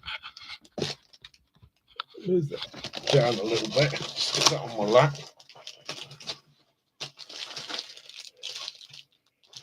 There we go. MOD chicken, sausage and beans. Dates.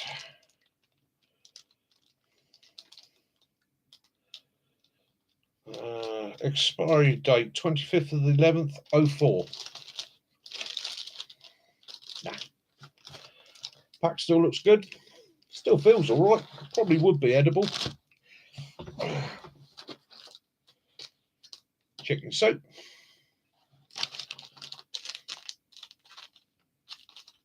Hot chocolate flavoured drink. Still powdery. I bet that's still drinkable. One pack of boiled sweeties. All individual. All good. I bet they're still good. I mean, let's face it, the boiled sweets are literally just sugar and yeah, they're fine. They'll go in the jar. Give them to my granddaughter. She like them. Scrape. Yeah, I mean, a lot of these rations probably go on for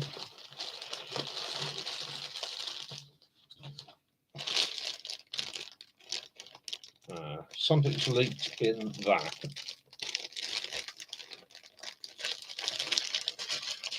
I'm not going to open that until I know what's leaked. Sugar feels fine. Beverage whitener feels fine. Tea feels fine. Coffee feels fine. What has leaked?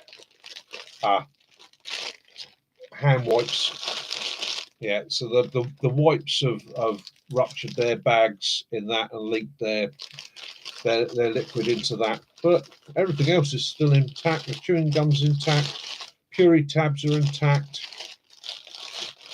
That'd probably still be usable. Talking about Screech. Lemon powder. Yeah, don't know about that one. Chicken and herb pate. Well, that was a little bit later. That's got a finish date of 2005. Yeah, 2005 on the herb. Chicken and herb pate, 2005. Yeah, I think I'll take the chance. Ooh. Hey. Yorkie. It's not for civvies. Okay. We all like a bit of Yorkie. Let's have a look. That'd be the tell, wouldn't it? Chocolate.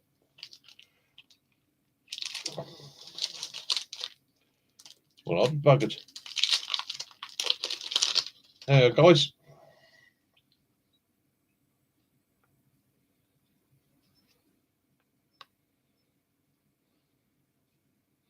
You tell me, how come that Yorkie, which is made by Nestle, right?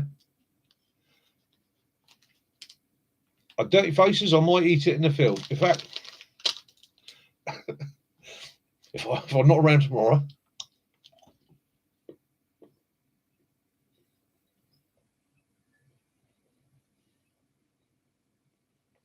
you know what? Nothing wrong with it.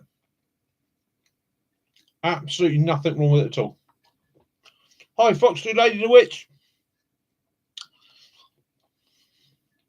Well, Sam, not a problem. Glad you're here. I'm doing a silly thing at the moment. I've opened a ration box from 2002, and I'm trying the chocolate from it. It's really nice. Yes, I did see you out in the hills today. Lovely video. Did enjoy it. Yeah, not even no sugar, no bloom, no nothing. And I'll tell you what, that tastes as good as it ever did. So, yeah. Hey, you know. Biscuits brown. Right. Not gone soggy, but I can guarantee you. I mean, they tasted stale even when they were new. I bet they're not much better now. My favourite, oatmeal block. Always liked an oatmeal block. Still crisp.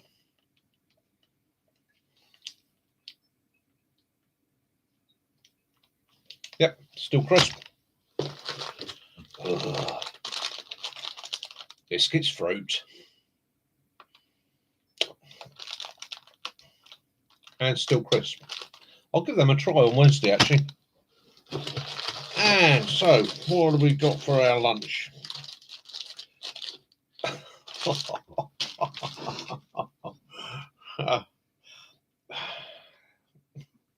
Never has something in the world of rations sounded so awesome, only to be found to be so horrible. Syrup pudding. Yeah, you can still drive nails with that. It can be used, if your 4-tonner's brakes go out, it can be used as a block to stop it rolling away. You're getting an intriguing offer from a Mrs. Dog Dad. What's she offering? It's bribery. And I'm definitely not eating that. Not that after pork casserole. Yeah. So it's a 20-year out of date pork casserole. No. I've seen people on channels eating stuff that's that old, and fair play to them. It's rations, the way it's packed, the way it's treated. There's a good chance it's going to be fine. Probably a bit silly me eating that chocolate, but I'll let you know how I feel in the morning.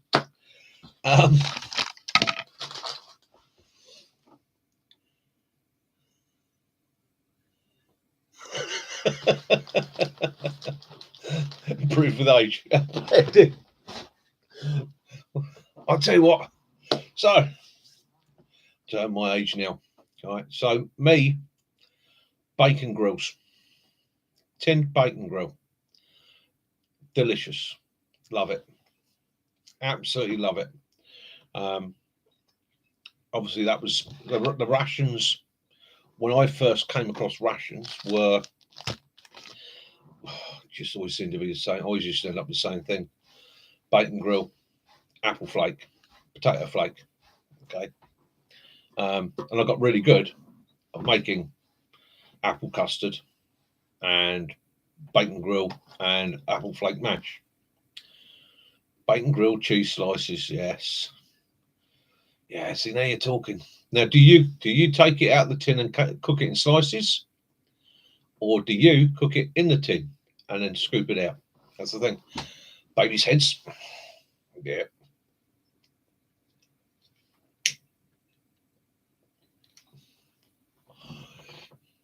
As is. Straight from the tin. Ooh. Yeah, got to like a bit of bacon grill. When they went over to the boil in the bags, my favourite. Everybody else that I knew thought they were gopping and hated them, but I loved them. Okay, hot or cold, as long as you didn't look at it. Like corned beef hash, loved it.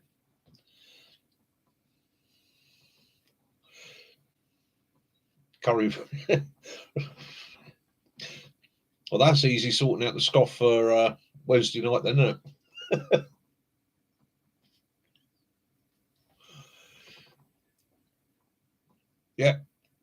Yeah, gotta love corned beef hash. Out of that bag, cold. Once you got through the first sort of 5 mil of grease, broke it up. Yeah, pure energy. And again, that's something I'm lucky with. Yeah, easy camp meal. And if you're doing camp meals, and I'll be doing one later in the year, I've got my Dutch oven. I'm looking forward to doing you all a chili. I do like a chili over the campfire in the Dutch oven. Oh, to die for. To die for. I've got a young lady called Caroline to blame for that. Her and her husband Tim, they make. Hi Mary, how are you? Hope you're feeling good. Hope your life is good with you. Yeah, Tim and Caroline, we went away with a few years back camping and that. And Tim's missus did a chili. I loved it. Excellent, excellent. Glad you're good. Glad you're good. Glad you could join us. And this is something, as I say on my channel, I try and encourage as many women into this field as possible. Women make better survivors than men. It's an out and out fact. And I get a bit miffed. I had a conversation with, I'm not going to say who he is. I shall say one of the very well known bushcrafty channels out there. And there wasn't a bushcrafty channel, bushcrafter channel, stroke prepper. Okay. Who got really quite shirty with me when I said to him, "Yeah, I'd like to encourage more young people and women in. You know, I'm all for that." And he, more bloody women in bushcraft and prepping, don't I? It's a last bastion of a man. We're the survivors. We protect the women. And I thought, well, you're the first one to die, then, aren't you? There's no room for that in prepping or bushcraft. Me and my good missus, we've been preppers for donkey's years. And the amount I've learnt off of her, right, food preservation, food cookery, the ideas she throws at me, the way we bounce off one another works. Got to have a team. Got to have a team. So yeah, the more ladies I can bring in, the better. Yeah, he is most likely to die first. Probably get stabbed and eaten by women.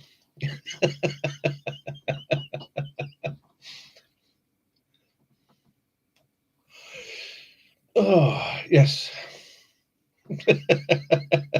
Yeah, I can hear you chuckling from here. Anyhow, how was it up on the hills today? I watched your video. It's a beautiful spot. And I will say, if you whip over to Sam's Bushcraft, um, oh, gold, Sam, sorry, mate. I lose your channel. It's just a main brain embuggerance. Sam's Bushcraft Outdoors and Camping, if I'm correct. Yeah. Yeah. They went up to a spot that they know, and it was an absolutely stunning spot. I'd love to spend a night up there. It looked absolutely gorgeous. However, it's also other people wanted to be there as well and had ruined it.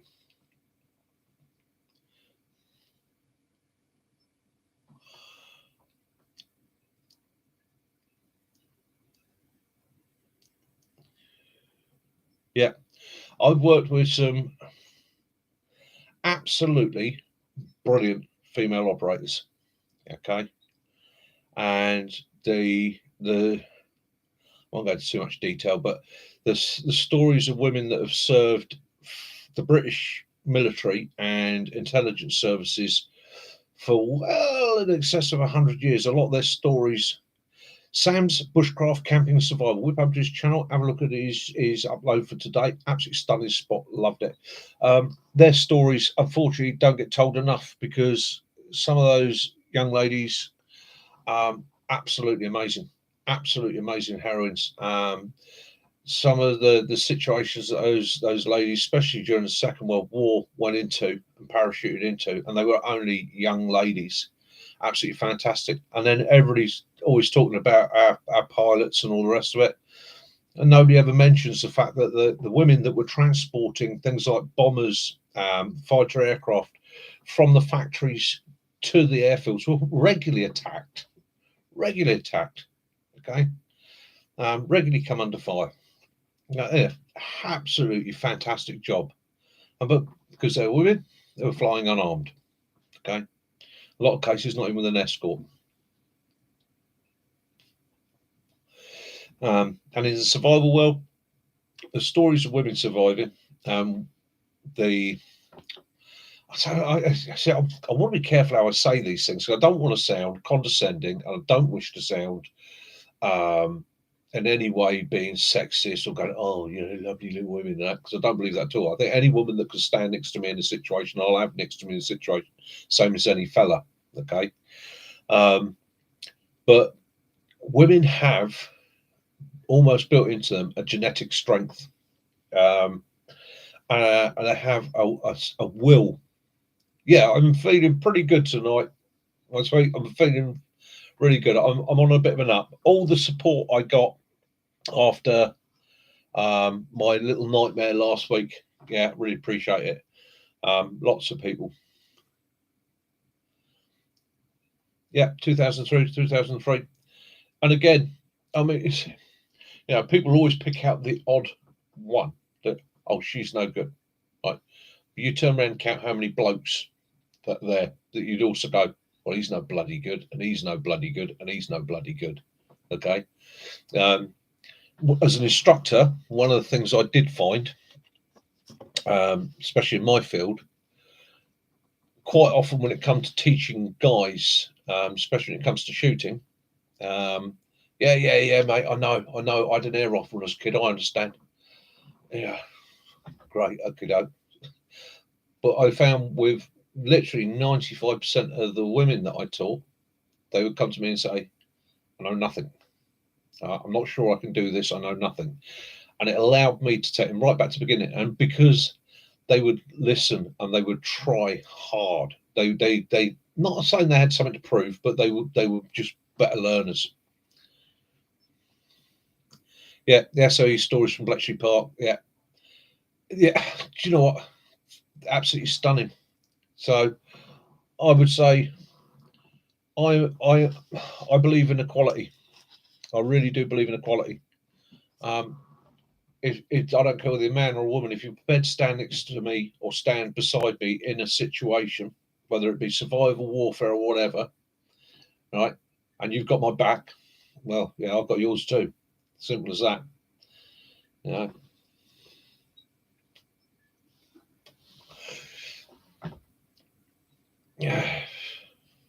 Often used to say to the blokes, who frightened you more when you were a kid? Your mum or your dad? And invariably it was like, if they were honest, it was like, yeah, my mum. I knew what was coming from my dad, but my mum, she sorted me out.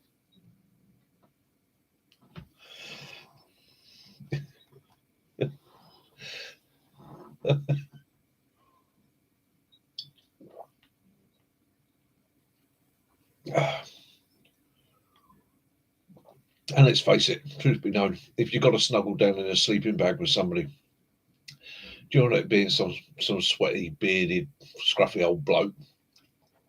No, not really.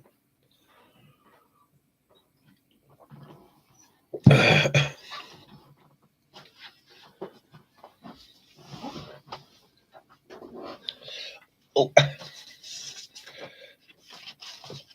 yeah. Oh, that's my lovely Kaz. It's just come up past me on her note. Evening. She's saying, evening to you all. Now, there's something she's reminded me, and I've got to learn to do this because I'm always forgetting, and I've got to remember to do it at the end of the video. But I will say to you now, please don't forget to like and share and ring that notification bell for the latest videos. Now, you're all part of my community. I see you all as friends. I've already put a thank you out to you all, right? And all those of you that contacted me last week after my little, shall we say, technology mishap, the support you gave me, I can't say how much I appreciate it. From the bottom of my heart, thank you all. I walked away that night and I was frustrated and angry. I was embarrassed. Okay. I'm working in a field I don't know a lot about.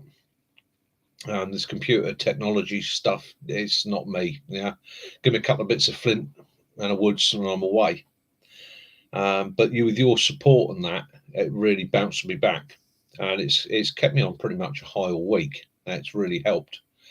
My goal with this channel when I first started it was purely and simply to have something left for my granddaughter.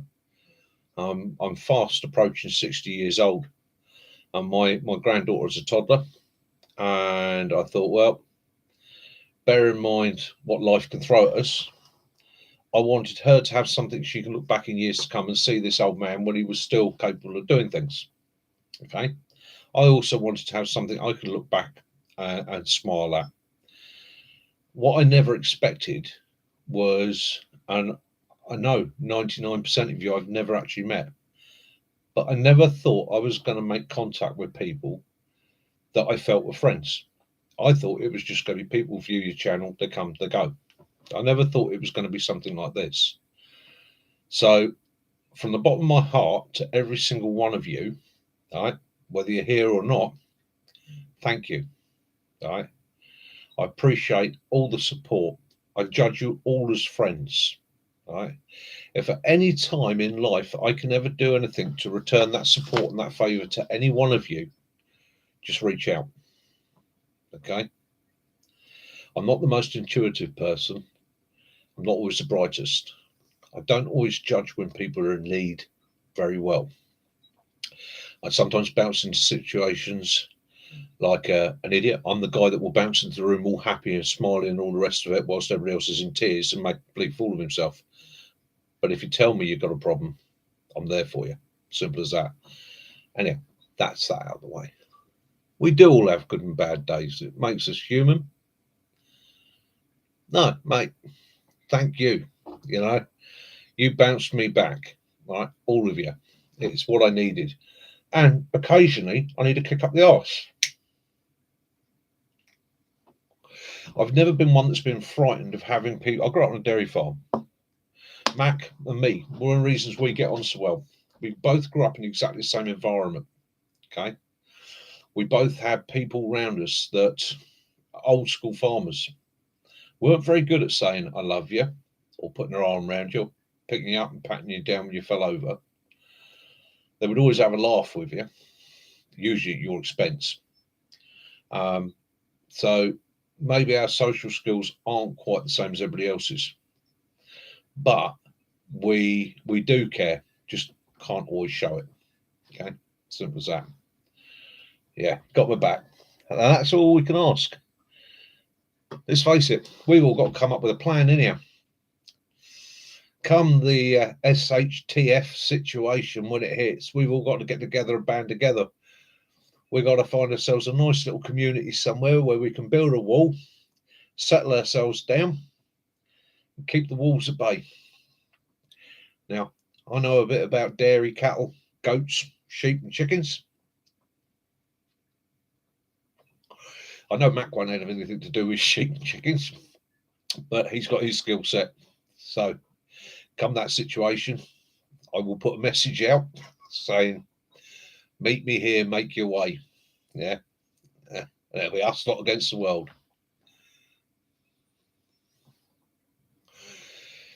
Lee, I like your thinking, but I've only got a canoe. That's a bloody long paddle.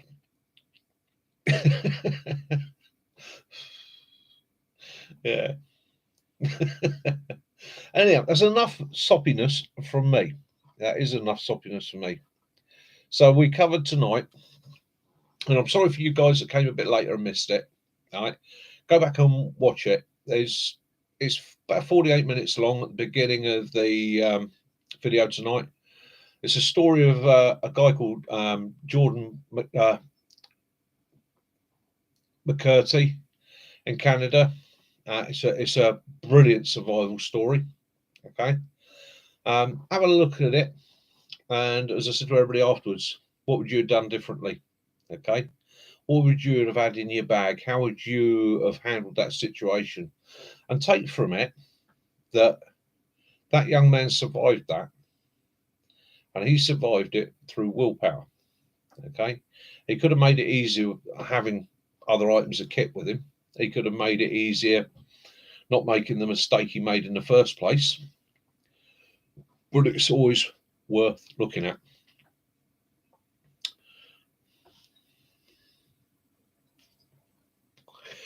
We could bushcraft a ship. I've often wondered, and this is one thing you know, all the zombie movies, right? I've often wondered why people don't take on a cruise liner. Right? Now, can't tell you how or why I know this, but I can operate a cruise liner with 5 people. Okay? And it's probably got, or the average cruise liner has enough food for 10 days for 5,700 people in a self-sustaining situation, i.e. self-generating, self-water purification, and so on.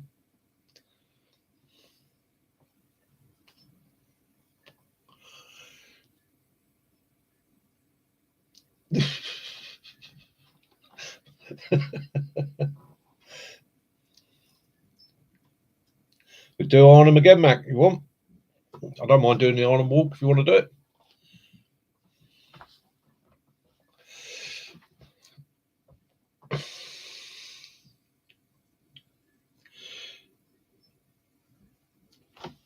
Jim, ping me that email, mate. Have a bloody good night. Enjoy yourself. Take it easy. Have a good kit. Yeah, bright blessings to you all and all the rest of that stuff. Go well. Be happy. Be safe. And I look forward to getting your email, catching up with you, sitting down and having a chat over a brew. All right, mate? That's excellent. Jim, good night, my friend. Take care. God bless.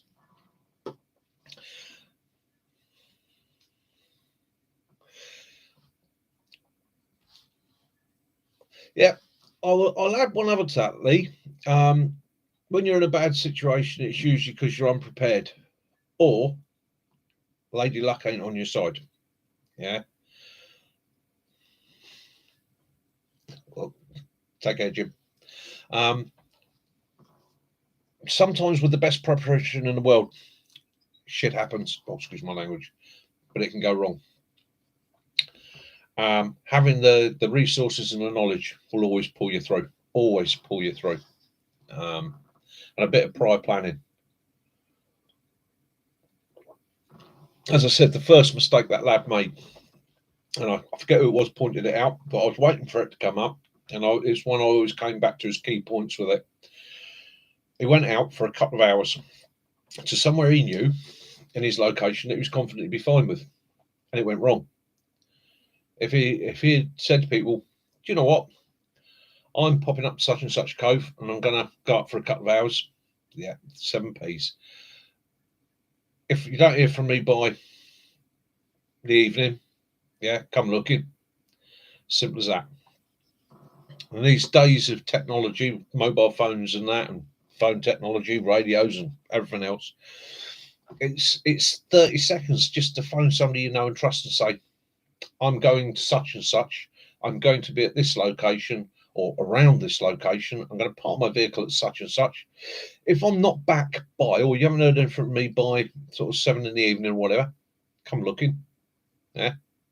It's the first rule of any adventure, any form of travel, any event, whether I'm out doing security for a marathon in the Sahara Desert, whether I'm doing an expedition in the Amazonian rainforest, whether I'm doing a walk in the local woods, or I'm going fishing for the day, or I'm going shooting. Okay, my first priority was always to say to the wife, "I love you very much. I'm going to such and such. I'm going to be in this area, and I will be home by 6 or 7 or whatever."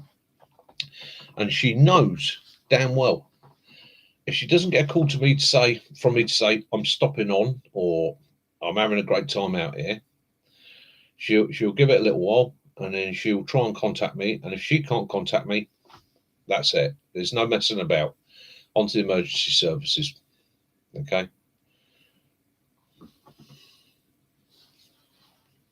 As simple as that.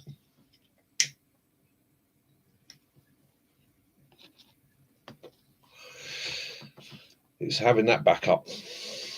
Yeah. 7P's. Prior preparation and planning prevent poor performance. Oh. And then having that bit of kit with you. You know, so I say, I go out, might only be for a couple of hours, minimum of 2 litres of water with me. Okay. That's me, a litre. Now, it's 24 hours. If I got into a situation like that lad, yes, I'd have then been rationing my water. Yes, my bag would have been heavier for me to drag along with me. But I could have kept myself hydrated. I could have kept myself fed. Simple bits of kit in the bag that would have helped me protect myself from the environment and the elements. Oh, another point I should have made, actually, I've just looked up at my board and it's one of the things I missed on the notes. Day 2 when he was crawling. Okay. So it's day 2 when he was crawling towards his bag. He actually found himself below the high tide mark with the tide coming in. Yeah, always plan for the next thing. Always take your worst case scenarios. You know the environment you're going into. What is absolutely the worst case scenario that could happen? Yeah. A lot of training exercises that I've had to help set up quite often on Heathland down here in the south. And so one of the things that we would always bring in was thunderstorms. Yeah, thunder and lightning. Now, thunderstorms and lightning are quite weird. I had a lightning strike on my training area that hit a building that I was inside. That was, if you know the south of England, know the area, that was in a place called Borden. Okay, that's where I was. And I was in basically a bloody grape tin shack, and it got hit by lightning. Okay, I didn't know what had hit it. The guys on the range saw the lightning hit it on a beautiful day that was just slightly overcast, and the thunderstorm was actually at Portsmouth. Okay, Portsmouth from there is about 35 miles. Yeah. 2 litres of water. Right, rationed out. You really and truthfully, if you want a perfect situation, yeah, you want 4 or 5 litres of water with your day. if push comes to shove, 500 mils a day will just about keep your body ticking over at low activity. You will start to go down, but it will keep you going.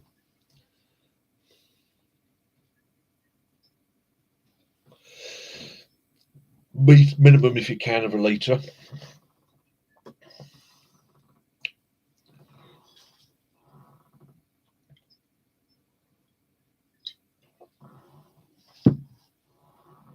As I saw somebody the other day, they don't carry water because it's too heavy, and they rely on their local resources. Yes. Comes back to that old saying, doesn't it? Travel light, freeze at night. It's nice to have light kit, but have the kit appropriate for the situation you're going to be going into. If you're going to be out and you know it's a possibility of dropping to -5, make sure you got the kit to survive -5. Don't take it that it's not likely to happen, because Sod's Law says 99 times out of 100 it won't happen, but the one time it does is every time you're out.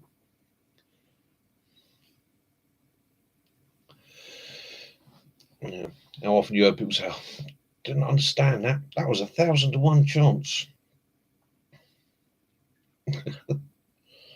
Like a poor bugger, I can't remember where he is. I think it's in Alaska or possibly Canada. And it's the poor guy that's been hit by lightning. And he's been hit by lightning something like 12 times. The locals say you can tell what the weather's doing, but if you see him running, take cover. Yeah, he's in the Guinness Book of Records. Poor bloke.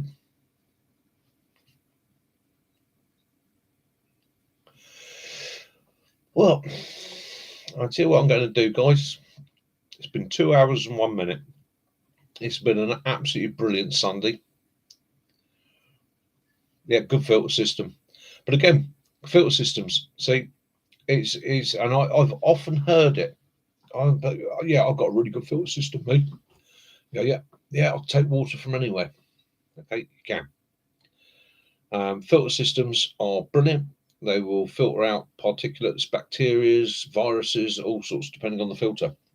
That there's still, unless you've got a pressurized filter system, you won't filter salt water.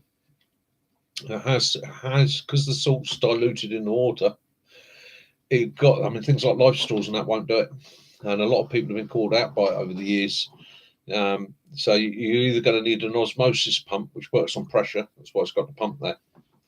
Or you're going to need a evaporation system to get salt water out. Which again, I've done videos on stills and so on. That'll work. The next stream will probably be next Sunday. I'm feeling a lot more confident. Soy system, boil your water every time. Exactly. I'm probably going to do another live stream next Sunday. And if you all enjoyed the way I did it this week, I'm probably going to do the same next week. So I'll probably start my stream by giving you an example or a tale of a survival situation from my training manuals. And when we all get together, I meet you all. If you want to see my training manuals, they're all handwritten with my dyslexic hand, and they're what I developed over many years for various courses and so on that I'd run for people. They're all in a load of little books like that, and they're all handwritten out. You're more than welcome to peruse them, have a look. I'm no author, I'm no expert. Some of it has been taken from other people's writings. Some of it's been taken from things I've been taught by people. Maybe one day I'll have a go at publishing if I find somebody that can read my handwriting. They're also taken from my experience, and they're taken from the experiences of others. As we say, never stop learning. And because I worked in a field where I teach survival, and that is my main thing, okay? Bushcraft for me is a tool to survival. Prepping is a tool to survival. The main thing that I've taught over the years is surviving against adversity and teaching people how to prepare for that adversity.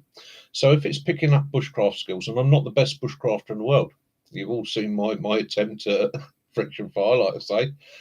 I'm not the best bushcrafter in the world, but I took from bushcraft what I need as tools. Okay. I take from the prepping community and the prepping world what I need and what I can use as tools. And I try and stick to the things that are applicable to survival situations. From my own experience of several situations where I thought, you're really screwed now, I've been able to dip in and take out and use, and it's carrying that knowledge and that ability. If I was ever to say thank you to any one person for setting me on this path, it would probably be John Wiseman, Lofty Wiseman, an absolute gentleman of a man, jack of all, master of none. Exactly that. Okay, my most hated term, and I had somebody that I was doing courses for. He was a supplier of courses, and he would always refer to me as our survival expert. Not an expert. Okay, I don't think that. I think anybody that ever describes herself as an expert always gets my distrust immediately. You know, no man knows it all. We'll learn, and I've learned things off of you guys over the last few weeks. There's bits and pieces which you guys have mentioned. And I thought, oh, I'll have a look into that. And when I looked at that, bloody hell, that's good. So it never stops. It never ever stops. We all live in different parts of the country. We all live in different environments. We all have different life experiences. Okay, we all gain from those. Okay, the true. How can I put this? Try and think of the right way. I know what I want to say. I've got to think of how I'm aiming to say it. The true judge of somebody that is good at this sort of thing is somebody who's prepared to share. Is prepared to learn. Is prepared to look at something, and if they're proven wrong or shown a better way, to say, "Brilliant, I'll take that on if I can." Okay, that's the art of surviving. Is that adaptability. Never stop learning. And again, it also gets difficult in this world as well, because when we come to sharing things, sharing knowledge, I have to be really careful what I share, because I never want to get it wrong. As I was saying about plant identification, I'm only ever going to show a few plants that are basic, simple, and easy. Oh yeah, I've got a few more treasures to share with you.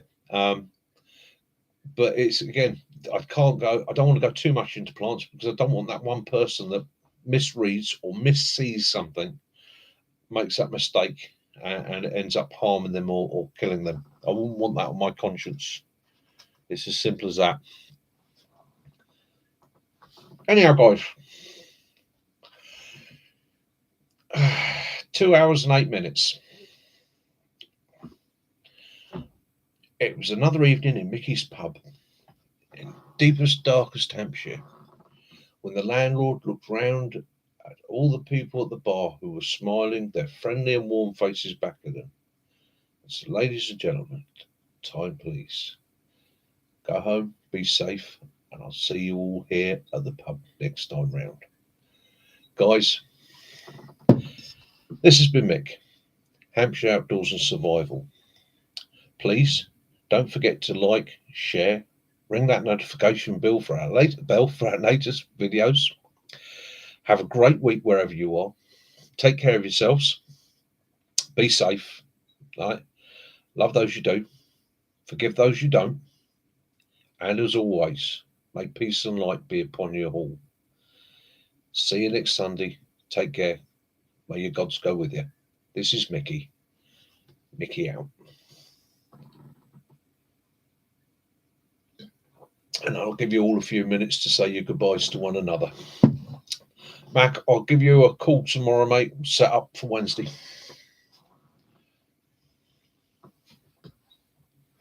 Sam and your missus, big hugs. Phil, see you for coffee in the morning, mate. Ray, be safe. Take care. Hope all's good with that foal.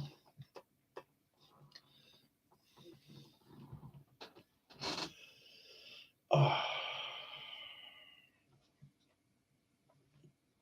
Roger that, Mac. 30 Faces, thank you very much. Have a good one. Caroline, I'll see you for tea and coffee in a minute.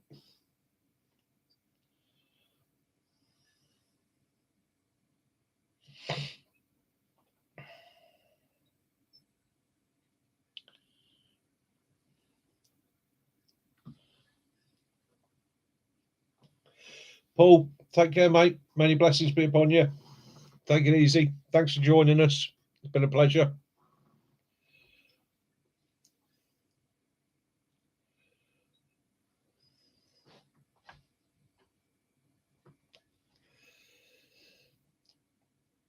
Foxy Lady the Witch, maybe I should say merry meet. Merry parts. Merry meet again. You'll know what I'm on about.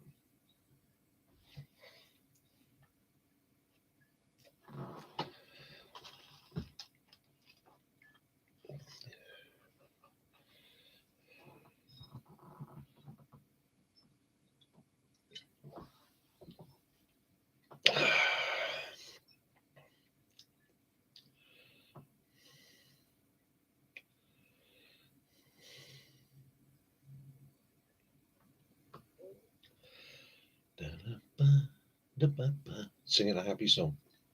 Thank you, guys. You all put me in my happy place. This is Mickey. Night all.